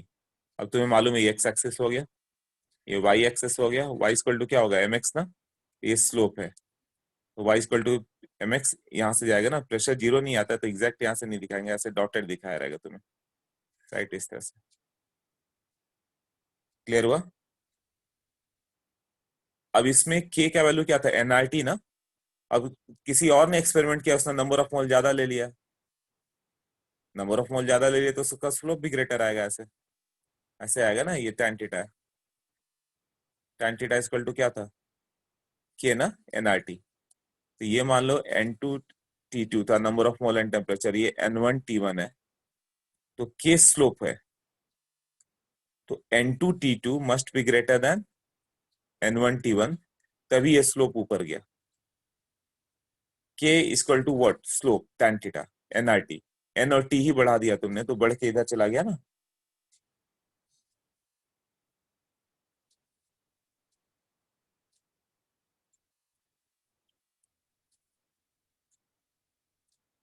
हम्म, हाँ ये बताओ, सबको क्लियर हो गया? स्ट्रेट लाइन, तो ग्राफ सारे समझ लेना, ग्राफ आएंगे P और 1/v का ग्राफ। डॉटेड क्यों है? प्रेशर कभी जीरो नहीं हो पाता,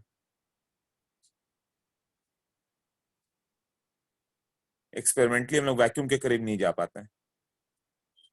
अच्छा, इसको ग्राफ नहीं समझाते, इसको नेक्स्ट पेज पे समझाता हूँ।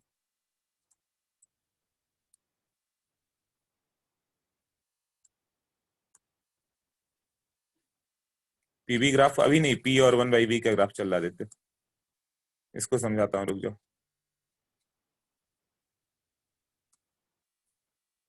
P इक्वल टू के इंटू 1/v, ये हुआ ना, तो ये x एक्सिस है, ये y एक्सिस है, तो y इक्वल टू mx का कर्व सबको मालूम है, तभी ये होगा कि y equal to mx is passing through the origin, ऐसे क्लियर। तो ये tan थीटा होगा, पहले एक ही ग्राफ को। हाँ, ये y एक्सिस पे क्या है, p, और ये 1/v है। इसका जब ग्राफ आएगा इस तरह से जाओगे, क्लियर। ये tan थीटा इक्वल टू, मतलब p जीरो करते जाओगे तो वॉल्यूम इंफिनिटी की ओर जाएगा। इनफाइनाइट वॉल्यूम कैसे मेजर करेंगे, इसलिए यहाँ पे डॉटेड लाइन दिखाते हैं कि मतलब एक्स्ट्रापोलेट किया कैसे ओरिजिन पे ही जा रहा है ना। मतलब प्रेशर जीरो की ओर जाएगा तो volume of the gas infinity चला जाएगा ना। इनफाइनाइट वॉल्यूम, इनफाइनाइट वॉल्यूम का कंटेनर कहाँ से लाओगे? तो सर्टेन तक मेजर किया, बाकी के लिए डॉटेड कर दिया, एक्स को एक्स्ट्रापोलेट किया गया कि यहाँ तक तो स्ट्रेट लाइन गया, तो आगे भी स्ट्रेट लाइन ही होगा। मतलब ये मालूम चल रहा है कि अच्छा ये ग्राफ अलग अलग प्लॉट कर दिया गया पॉइंट्स लेके।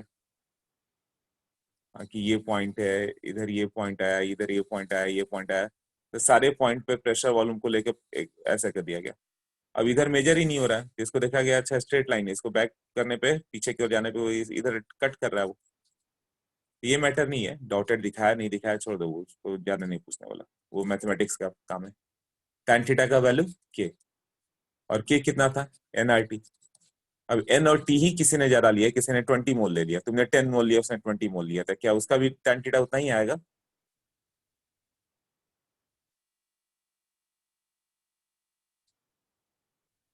तो उसका थीटा, उसका स्लोप बढ़ जाएगा ना।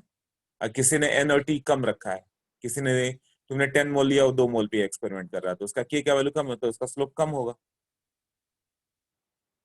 यही मैंने दिखाया है कि यहाँ पे किसी का n और t का ग्रेटर वैल्यू हो गया तो N2T2 हो गया, या N1T1 हो गया। N2T2 must be greater than N1T1, nRT greater होना चाहिए यहाँ पे, स्लोप ग्रेटर है। हाँ अब बताओ, क्लियर हुआ? अब क्लियर हुआ, okay.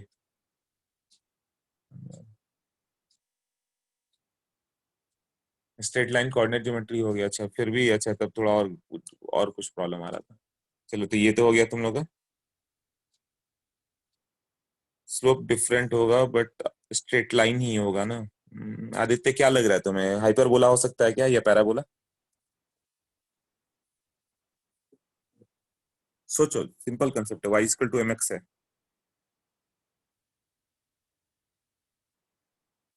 y equal to mx क्या होगा, कभी पैराबोलिक इक्वेशन हो सकता है?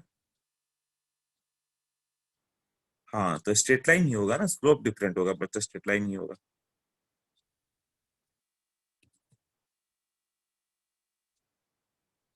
अब p और v का ग्राफ करके बताओ।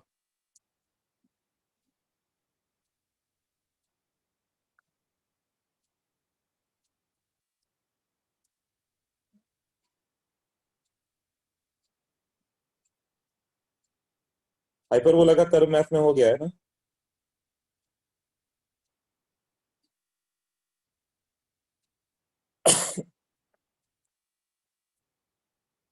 हाइपरबोला का कर्व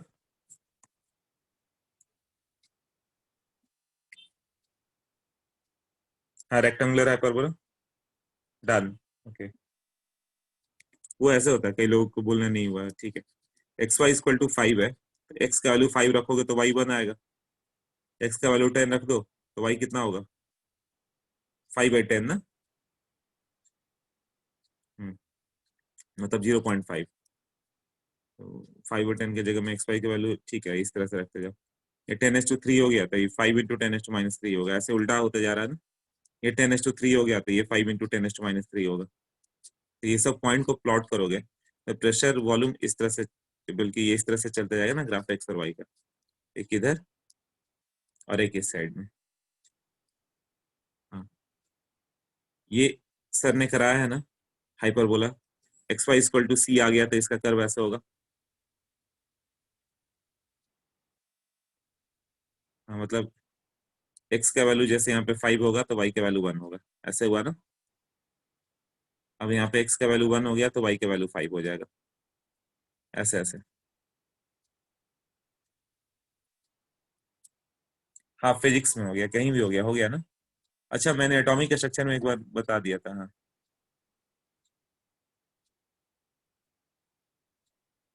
हाँ हाँ हाँ ठीक है, तब तो ठीक है।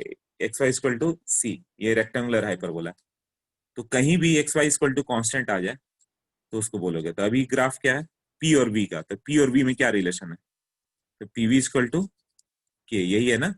गिवन एन और टी क्या है कांस्टेंट, तब ये रिलेशन है। तो ये पी क्या हो गया हम लोग का वाई एक्सेस, वी क्या हो गया एक्स एक्सेस, और क्या के क्या है कांस्टेंट है, तो एक्स वाई इक्वल टू सी, तो इसका ग्राफ हाइपरबोला होगा। मतलब प्रेशर इन्फिनिटी करते जाओ, volume of the gas zero की ओर चलता जाएगा। और उल्टा कर दो, प्रेशर जीरो की ओर करते जाओ, वॉल्यूम एक्सपेंड होते इन्फिनिटी की ओर जाएगा। अब इसमें थर्ड क्वाड्रेंट में नहीं होगा क्योंकि प्रेशर और वॉल्यूम निगेटिव नहीं हो सकता है। तो ये हो गया पीवी और टी। अब ये मान लो कि N1T बनता है यहाँ पे, किसी और ने एक्सपेरिमेंट किया है, उसका N2 नंबर ऑफ मोल ज्यादा है, टेम्परेचर ज्यादा है, तो उसका कर्व ऊपर जाएगा ना ऐसे, N2T2 यहाँ पे जाएगा फिर। क्यों N2T2 greater than N1T1 holds good, यहाँ भी वही कर रहे हैं हम लोग। क्यों एक्स वाई इक्वल टू 5 था। अब दूसरा कर्व हम लोग ड्रॉ करते हैं, एक्स वाई इक्वल टू 10, ये कहाँ से पास करेगा, एक्स का वैल्यू 5 तो वाई का वैल्यू 2 पे आया ना। हाँ, तो एक्स का वैल्यू 5 करोगे तो ये वाई कहाँ पे चला गया, ये 2 पे चला गया, यहाँ पे गया ना। क्लियर, तो ये कर्व इसका इधर से जा रहा है ना।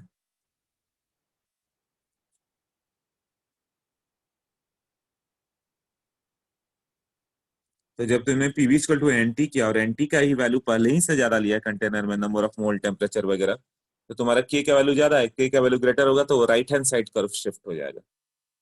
सोच लो, क्लियर हुआ।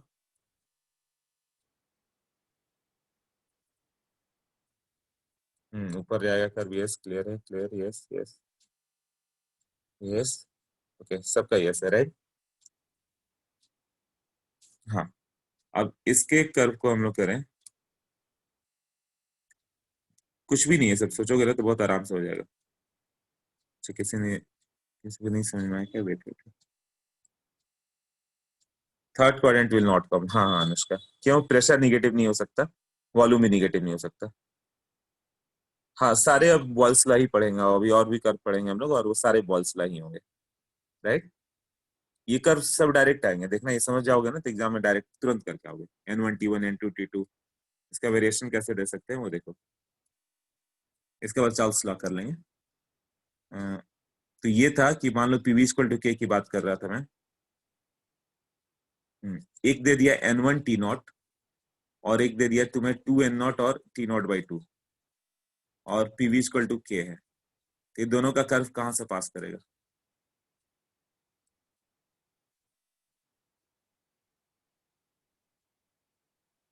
ये हो गया N0 T0, तो 2N0 और T0/2 कहाँ से जाएगा,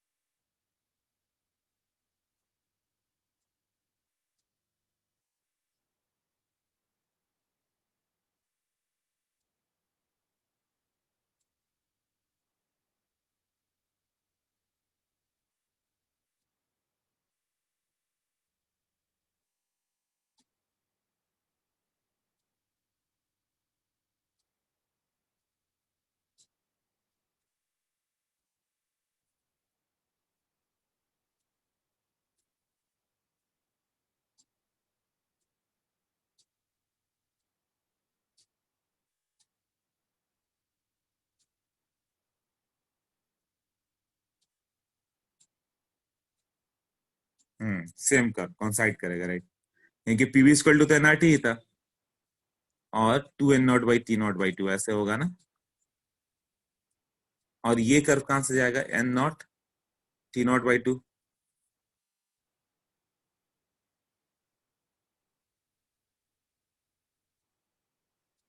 इसके लिए k का वैल्यू छोटा पड़ गया ना, n0/t0/2, तो ये डाउन साइड से जाएगा ऐसे, n0 t0/2 या n0/2 और t0 दोनों सेम कर्व होंगे ना, तुम्हें तो k से मतलब होना चाहिए। Okay, log p log v, try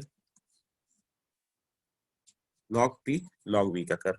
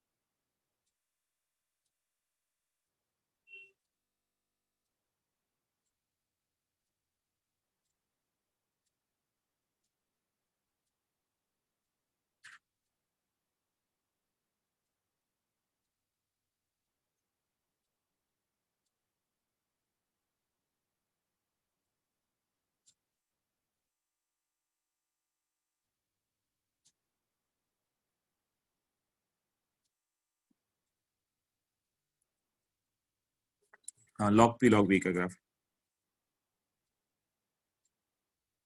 positive. Okay, मतलब पीवी इक्वल टू के, एन और टी कांस्टेंट मान रहे हैं, ये गिवन होगा कि number of moles and temperature constant है, तो पीवी इक्वल टू के हो गया, तो लॉग लेना पड़ेगा, तब तो आएगा ना log p plus log v, log दोनों साइड ले लो इक्वल टू log के, यही हुआ ना। तो log p और log v को अलग कर दो, ये x plus Y equal to C straight line है ना, तो log p हम लोग का वाई एक्सेस है, इधर कर दो तो log v हो गया प्लस log के।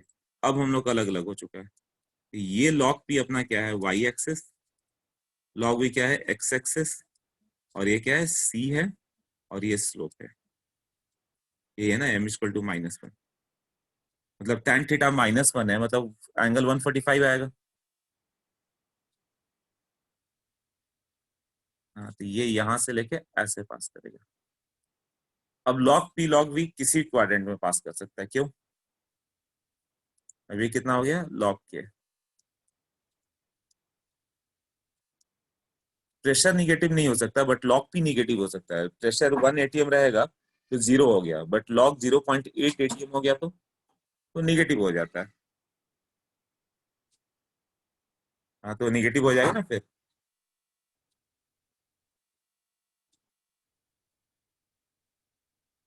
हाँ,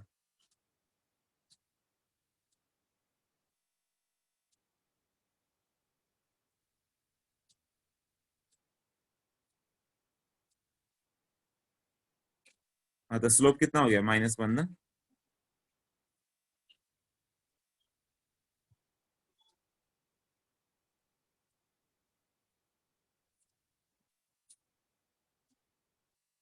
तो ये जो tan थीटा हो गया -1, थीटा का वैल्यू कितना आएगा, 135 डिग्री ना, वही लिखा है। अब ये क्यों इधर पास किया, लॉग प्रेशर का वैल्यू 0.8 0.7 लॉग 0.6 एटीएम, तो लॉग पी तो निगेटिव हो सकता है ना, लॉग वी भी निगेटिव हो सकता है। वॉल्यूम क्या हो सकता है, 1 से कम हो जाए, 1 लीटर के जगह 0.7 लीटर 0.8 लीटर ऐसा हो सकता है ना, तो लॉग वाले कर्व किसी क्वाड्रेंट से पास करेंगे, इवन लॉग के वो भी फिक्स नहीं है कि पॉजिटिव है, लॉग के निगेटिव हो सकता है, के का वैल्यू 1 से छोटा हो जाए, नाटी का वैल्यू 1 से छोटा भी तो हो सकता है। तो उस हालत में कर्व कहां से पास करेगा? ये भी वैलिड है, ये सब वैलिड है, ऐसे ये सब करेक्ट है। क्लियर ना? हाँ सोच लो, अभी क्लियर हुआ?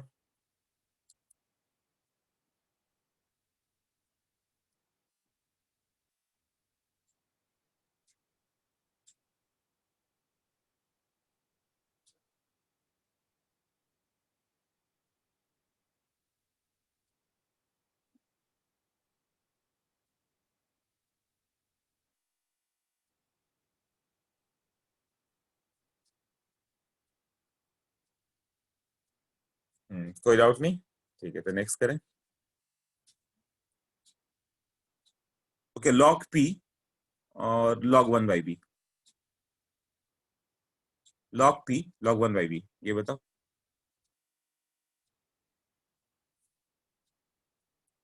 Log P and log 1/b, वो क्या देंगे? 4 कर्व देंगे, बोलेंगे कौन सा रॉन्ग है।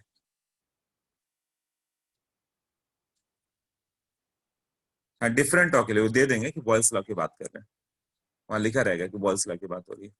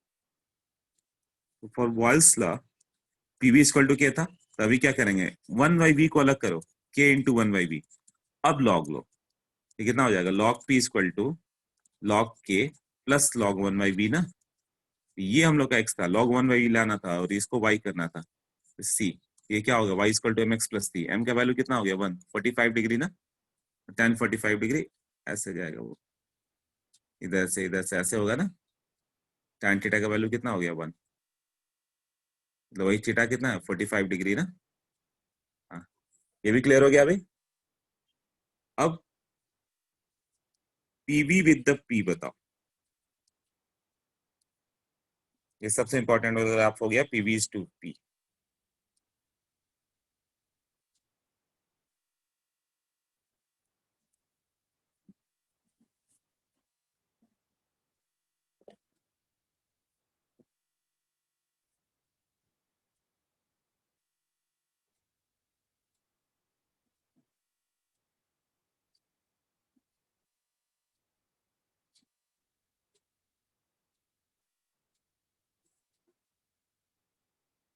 अब पीवी का वैल्यू देखो, पीवी का वैल्यू पी पे डिपेंड नहीं है, पीवी का वैल्यू एनआरटी हो गया, ये मान लो 5 है, तो प्रेशर के अनुसार वॉल्यूम चेंज करेगा, बट पीवी क्यों चेंज करेगा? PP depends only upon the NRT, ये तो कांस्टेंट है।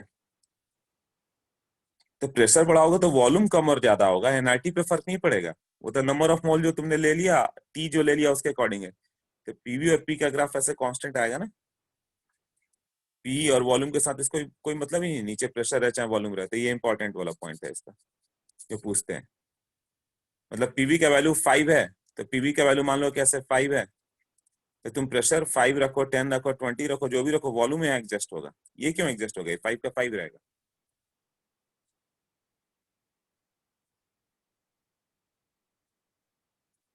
ये क्लियर हो गया? हाँ, तो ये करवाते हैं ये, तो ये एन नॉट टी नॉट पे ये है। हाँ, ये एनआरटी पे क्यों डिपेंड है? N not T not, N1 T1 ले लो, और जो इसने N2T2 रखा उसका ऊपर रहेगा ये कर्व।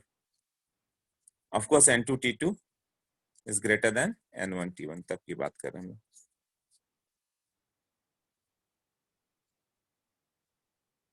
ये पॉइंट क्लियर हुआ सबको? बताओ।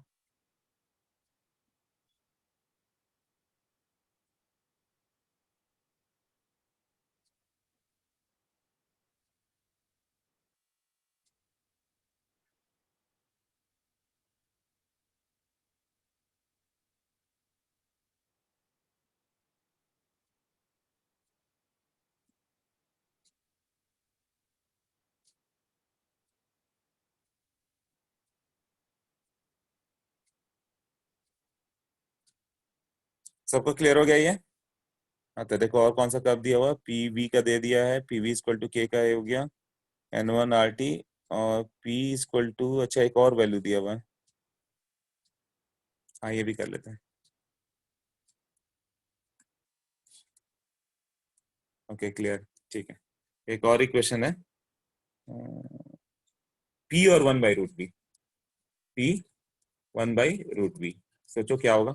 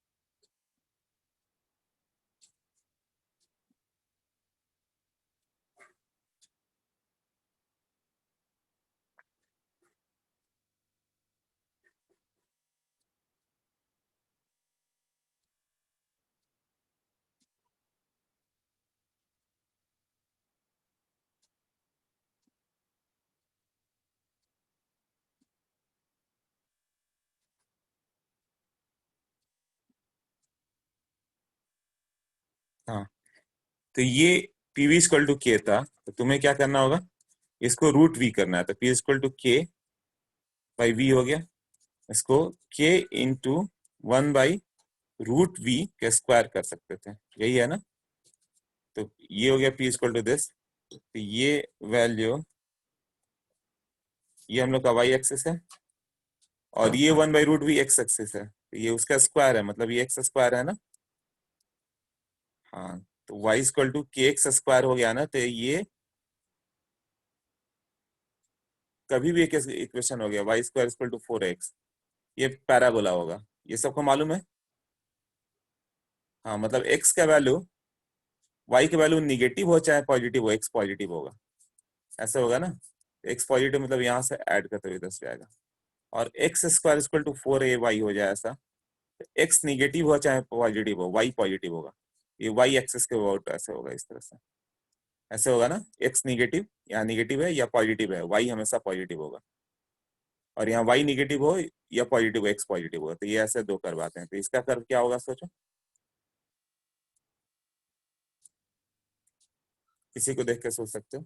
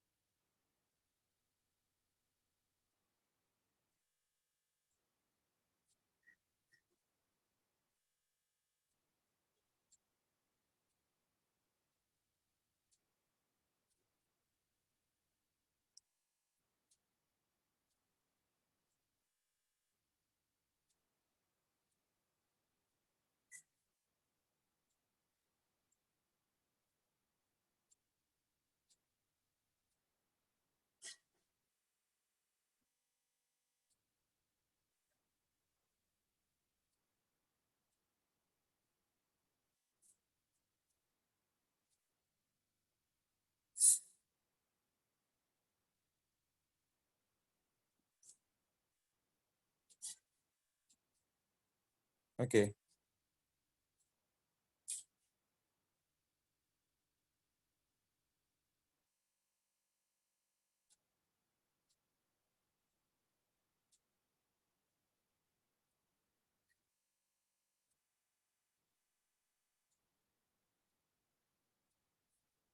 इसका कर्व कैसे जाएगा, ये 1/√v है ना, अभी समझ में आ गया, एक्स निगेटिव हो चाहे पॉजिटिव, वाई पॉजिटिव होगा, तो ये कनकेव वापस इधर से ऊपर की ओर जाएगा ना, ऐसे।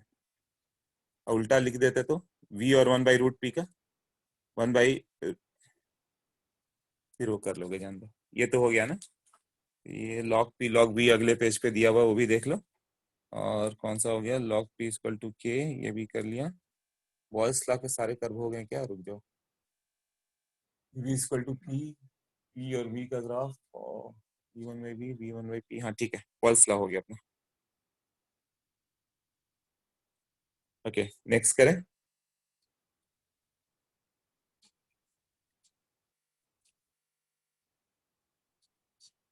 Parabola parabola about P Y positive बोला, सिमेट्रिक अबाउट आप ओपन, ठीक है, सबको क्लियर हो रहा है ना।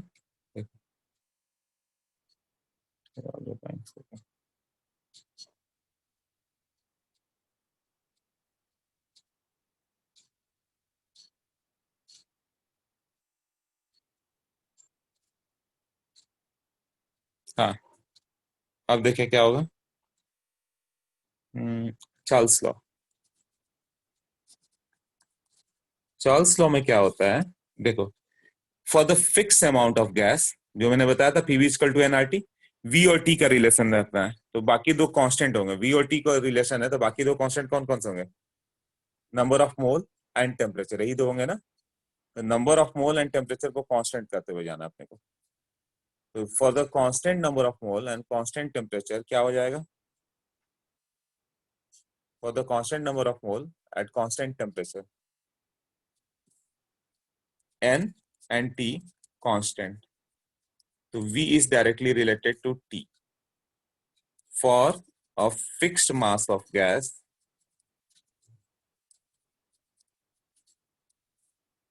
at constant pressure यहाँ पे n और p है ना, constant pressure मतलब मास भी फिक्स है, प्रेशर भी फिक्स है, तो ये रिलेशन किसका है, वॉल्यूम और टेम्परेचर का। Volume of the gas increases or decreases by 1/273.15 of its volume at 0 degree centigrade per degree rise or fall in temperature। मतलब 0 डिग्री पे मान लो वॉल्यूम तुमने 50 लीटर लिया था, है ना, 0 डिग्री पे मान लो वॉल्यूम 50 लीटर लिया था, तो तुम्हारा ये कितना चेंज होगा 50 लीटर पे, 50 लीटर का 1/273.15, 50 लीटर का 1/273.15 पर डिग्री राइज और फॉल के अकॉर्डिंग वो चेंज होगा, पर डिग्री राइज हो या पर डिग्री फॉल हो, तो कैसे होगा सोचो, कि मान लो वॉल्यूम तुम्हें मालूम है, वॉल्यूम एट 0 डिग्री सेंटीग्रेड, इसको V नॉट ले लो, तो वॉल्यूम एट 1 डिग्री सेंटीग्रेड कितना हो जाएगा, 0 डिग्री पे जितना था उतना था, वो तो तुम्हारे नंबर ऑफ मोल और प्रेशर पर डिपेंड है, वॉल्यूम कितना था। सब एक्सपेरिमेंट करेंगे, किसी के पास 100 लीटर होगा, किसी के पास 200 लीटर होगा, बट इंक्रीज कितना होगा, 1/273.15 time into volume at 0 degree centigrade, इतना से इंक्रीज हुआ ना। So volume at 2 degree centigrade क्या होगा, V nought plus 2 into 1/273.15 into V not, 10 degree रहेगा तो 10 इंटू दैट, तो volume at T degree centigrade कितना होगा, 0 डिग्री पे जितना है into T into 1/273.15 into V not, सोच लो यही होगा ना।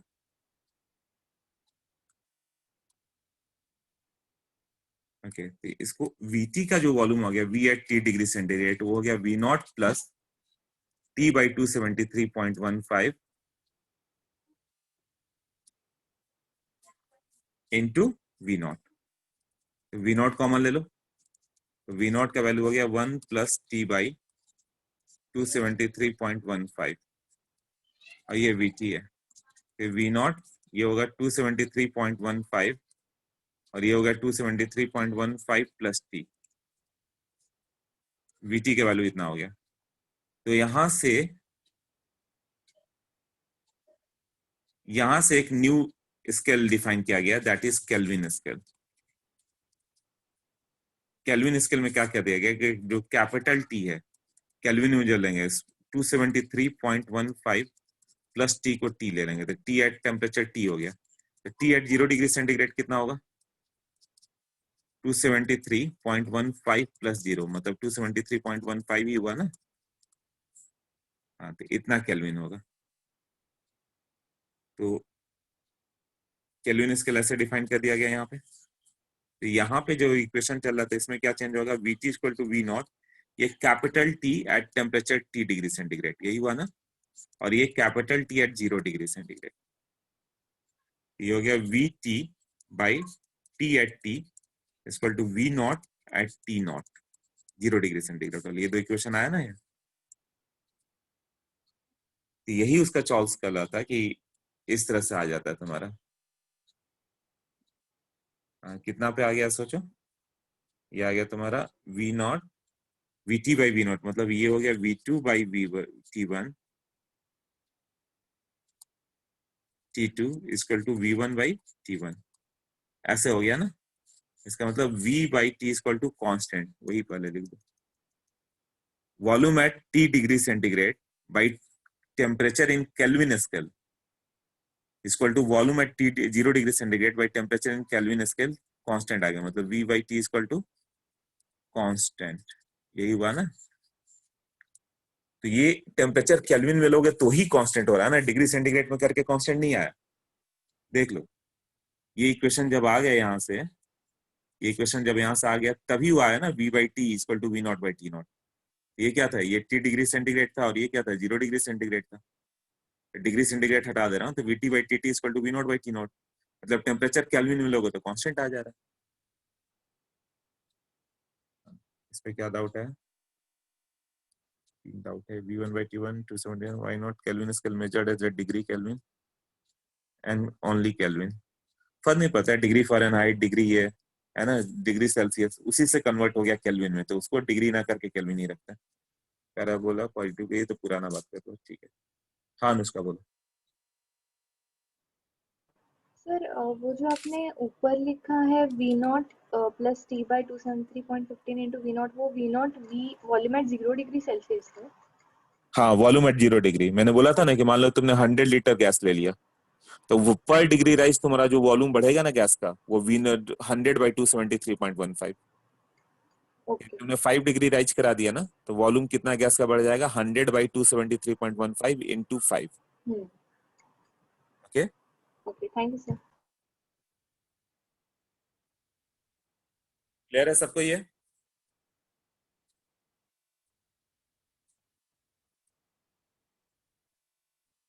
ओके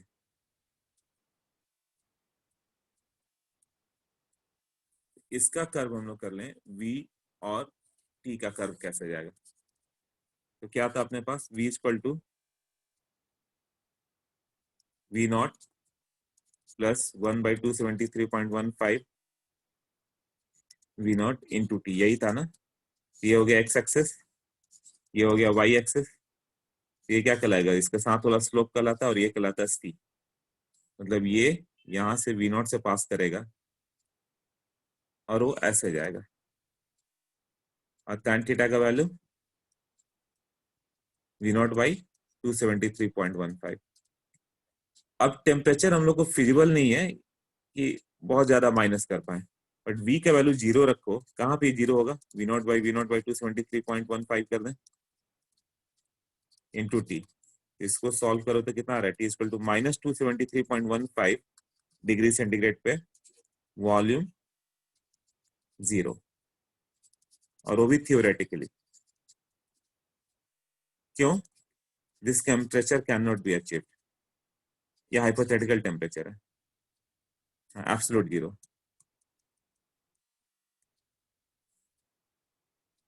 तो T माइनस 273 पे जीरो होगा, तो ये इसको हम लोग ले जाएंगे ऐसे, तो वो टेम्परेचर अटेंड ही नहीं होता ना आइडियल गैस होता है, बट आइडियल गैस आ जाए, ये टेम्परेचर अटेंड हो जाए, तो यहाँ पे वॉल्यूम उसका जीरो आ जाएगा, तो ये एब्सोल्यूट जीरो बोलेंगे। एब्सोल्यूट जीरो कितना हो गया? माइनस 273.15 डिग्री सेंटीग्रेड, और टेम्परेचर कैपिटल टी कितना हो गया? 0 केल्विन। कैपिटल टी हो गया 0 केल्विन। तो ये इसके बारे में क्या लिखा रहेगा? वो हाइपोथेटिकल टेम्परेचर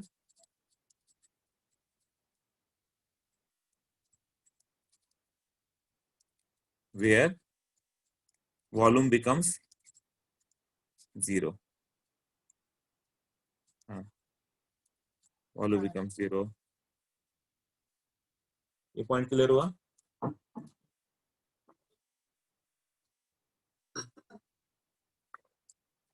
हाँ, कोई वहां तक नहीं जा सकता, इसलिए लास्ट में एक्स्ट्रापोलेट करते हैं। हम लोग के पास आइडियल गैस ही नहीं है, आइडियल गैस भी थ्योरेटिकल हो गया। अब इसमें क्या हो जाएगा?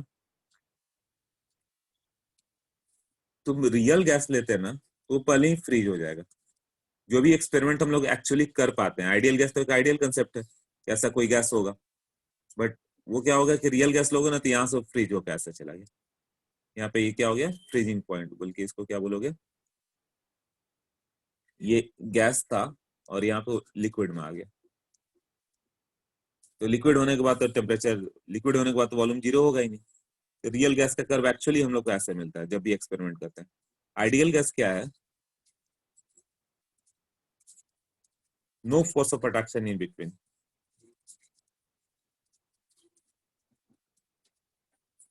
No force of attraction between the molecules. तो क्या होगा? उसको वॉल्यूम जीरो की ओर जाएगा ना।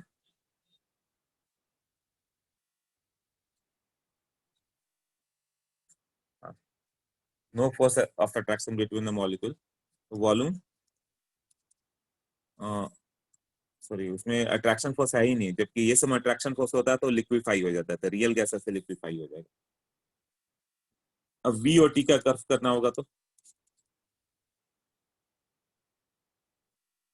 सो v equal to v by T equal to K था, और k इक्वल टू एक्चुअली क्या होगा?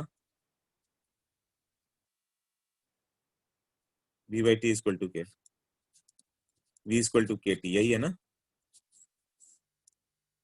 k एक्चुअली क्या होगा? nr by P, pv equal to nrt लगाओ, तो v और t का कर्व कैसा होगा? स्ट्रेट लाइन ऐसे ना, फिर वही लास्ट में डॉटेड कर देना, वो हो जाता है यहाँ से। ये P1 पे है, और प्रेशर बढ़ाओगे तो स्लोप क्या होगा?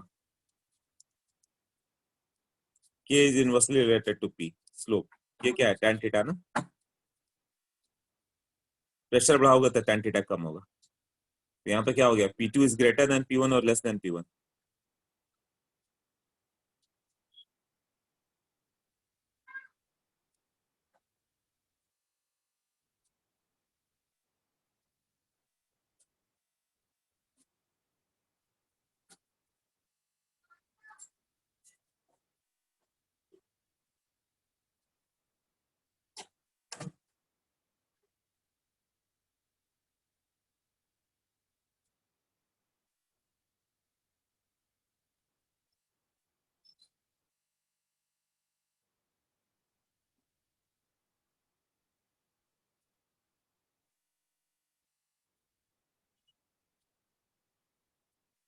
हाँ, इनवर्सली रिलेटेड, यदि स्लोप ज्यादा दिख रहा है तो P कम होगा, है ना।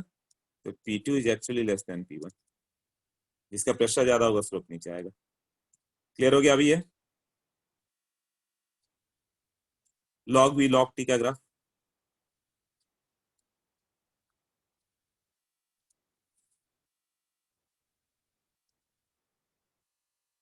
ये बस दो ग्राफ कर दो, लॉग वी लॉग टी।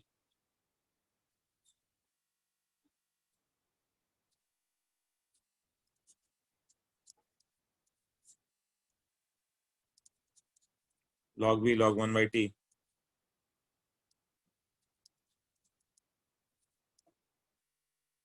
ये 3 graph v equal to K T था, log v इक्वल टू log k प्लस log t, ऐसे हो गया ना। ये हो गया x एक्सिस, ये हो गया y एक्सिस, ये हो गया c। स्लोप का वैल्यू 1, m इक्वल टू क्या आ गया 1 ना, तो 45 डिग्री से ऐसे पास करेगा।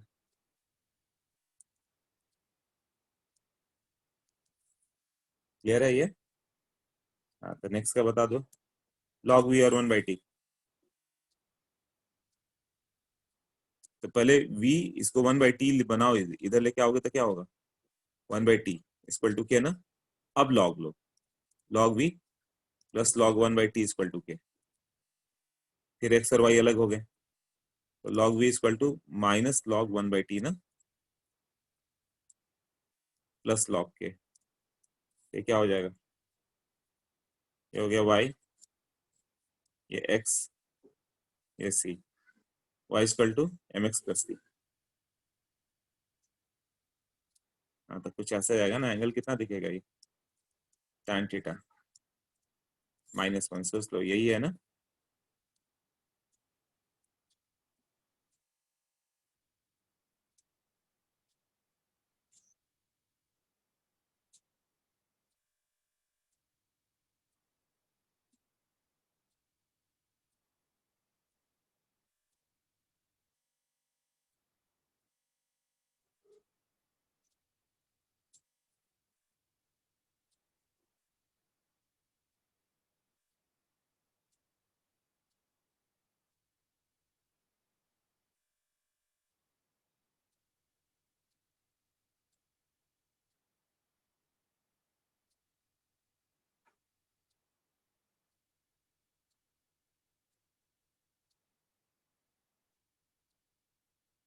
हाँ, v/t और p, ये मैंने पहले ही बताया था, v/t इक्वल टू के है, ये क्या है nr/p ना। जब ये कांस्टेंट है तो v/t भी, प्रेशर कितना बढ़ा हो घटा हो तो कांस्टेंट ही रहेगा ना, वॉल्यूम टेम्परेचर आपस में एडजस्ट करते हैं, वॉल्यूम और टेम्परेचर आपस में एडजस्ट करेंगे और कोई नहीं। चलो तो इतना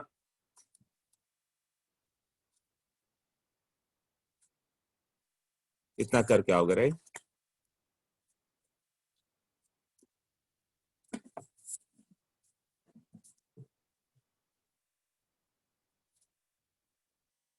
हाँ,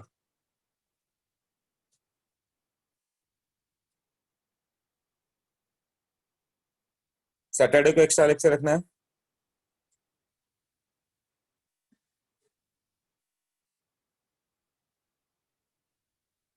सैटरडे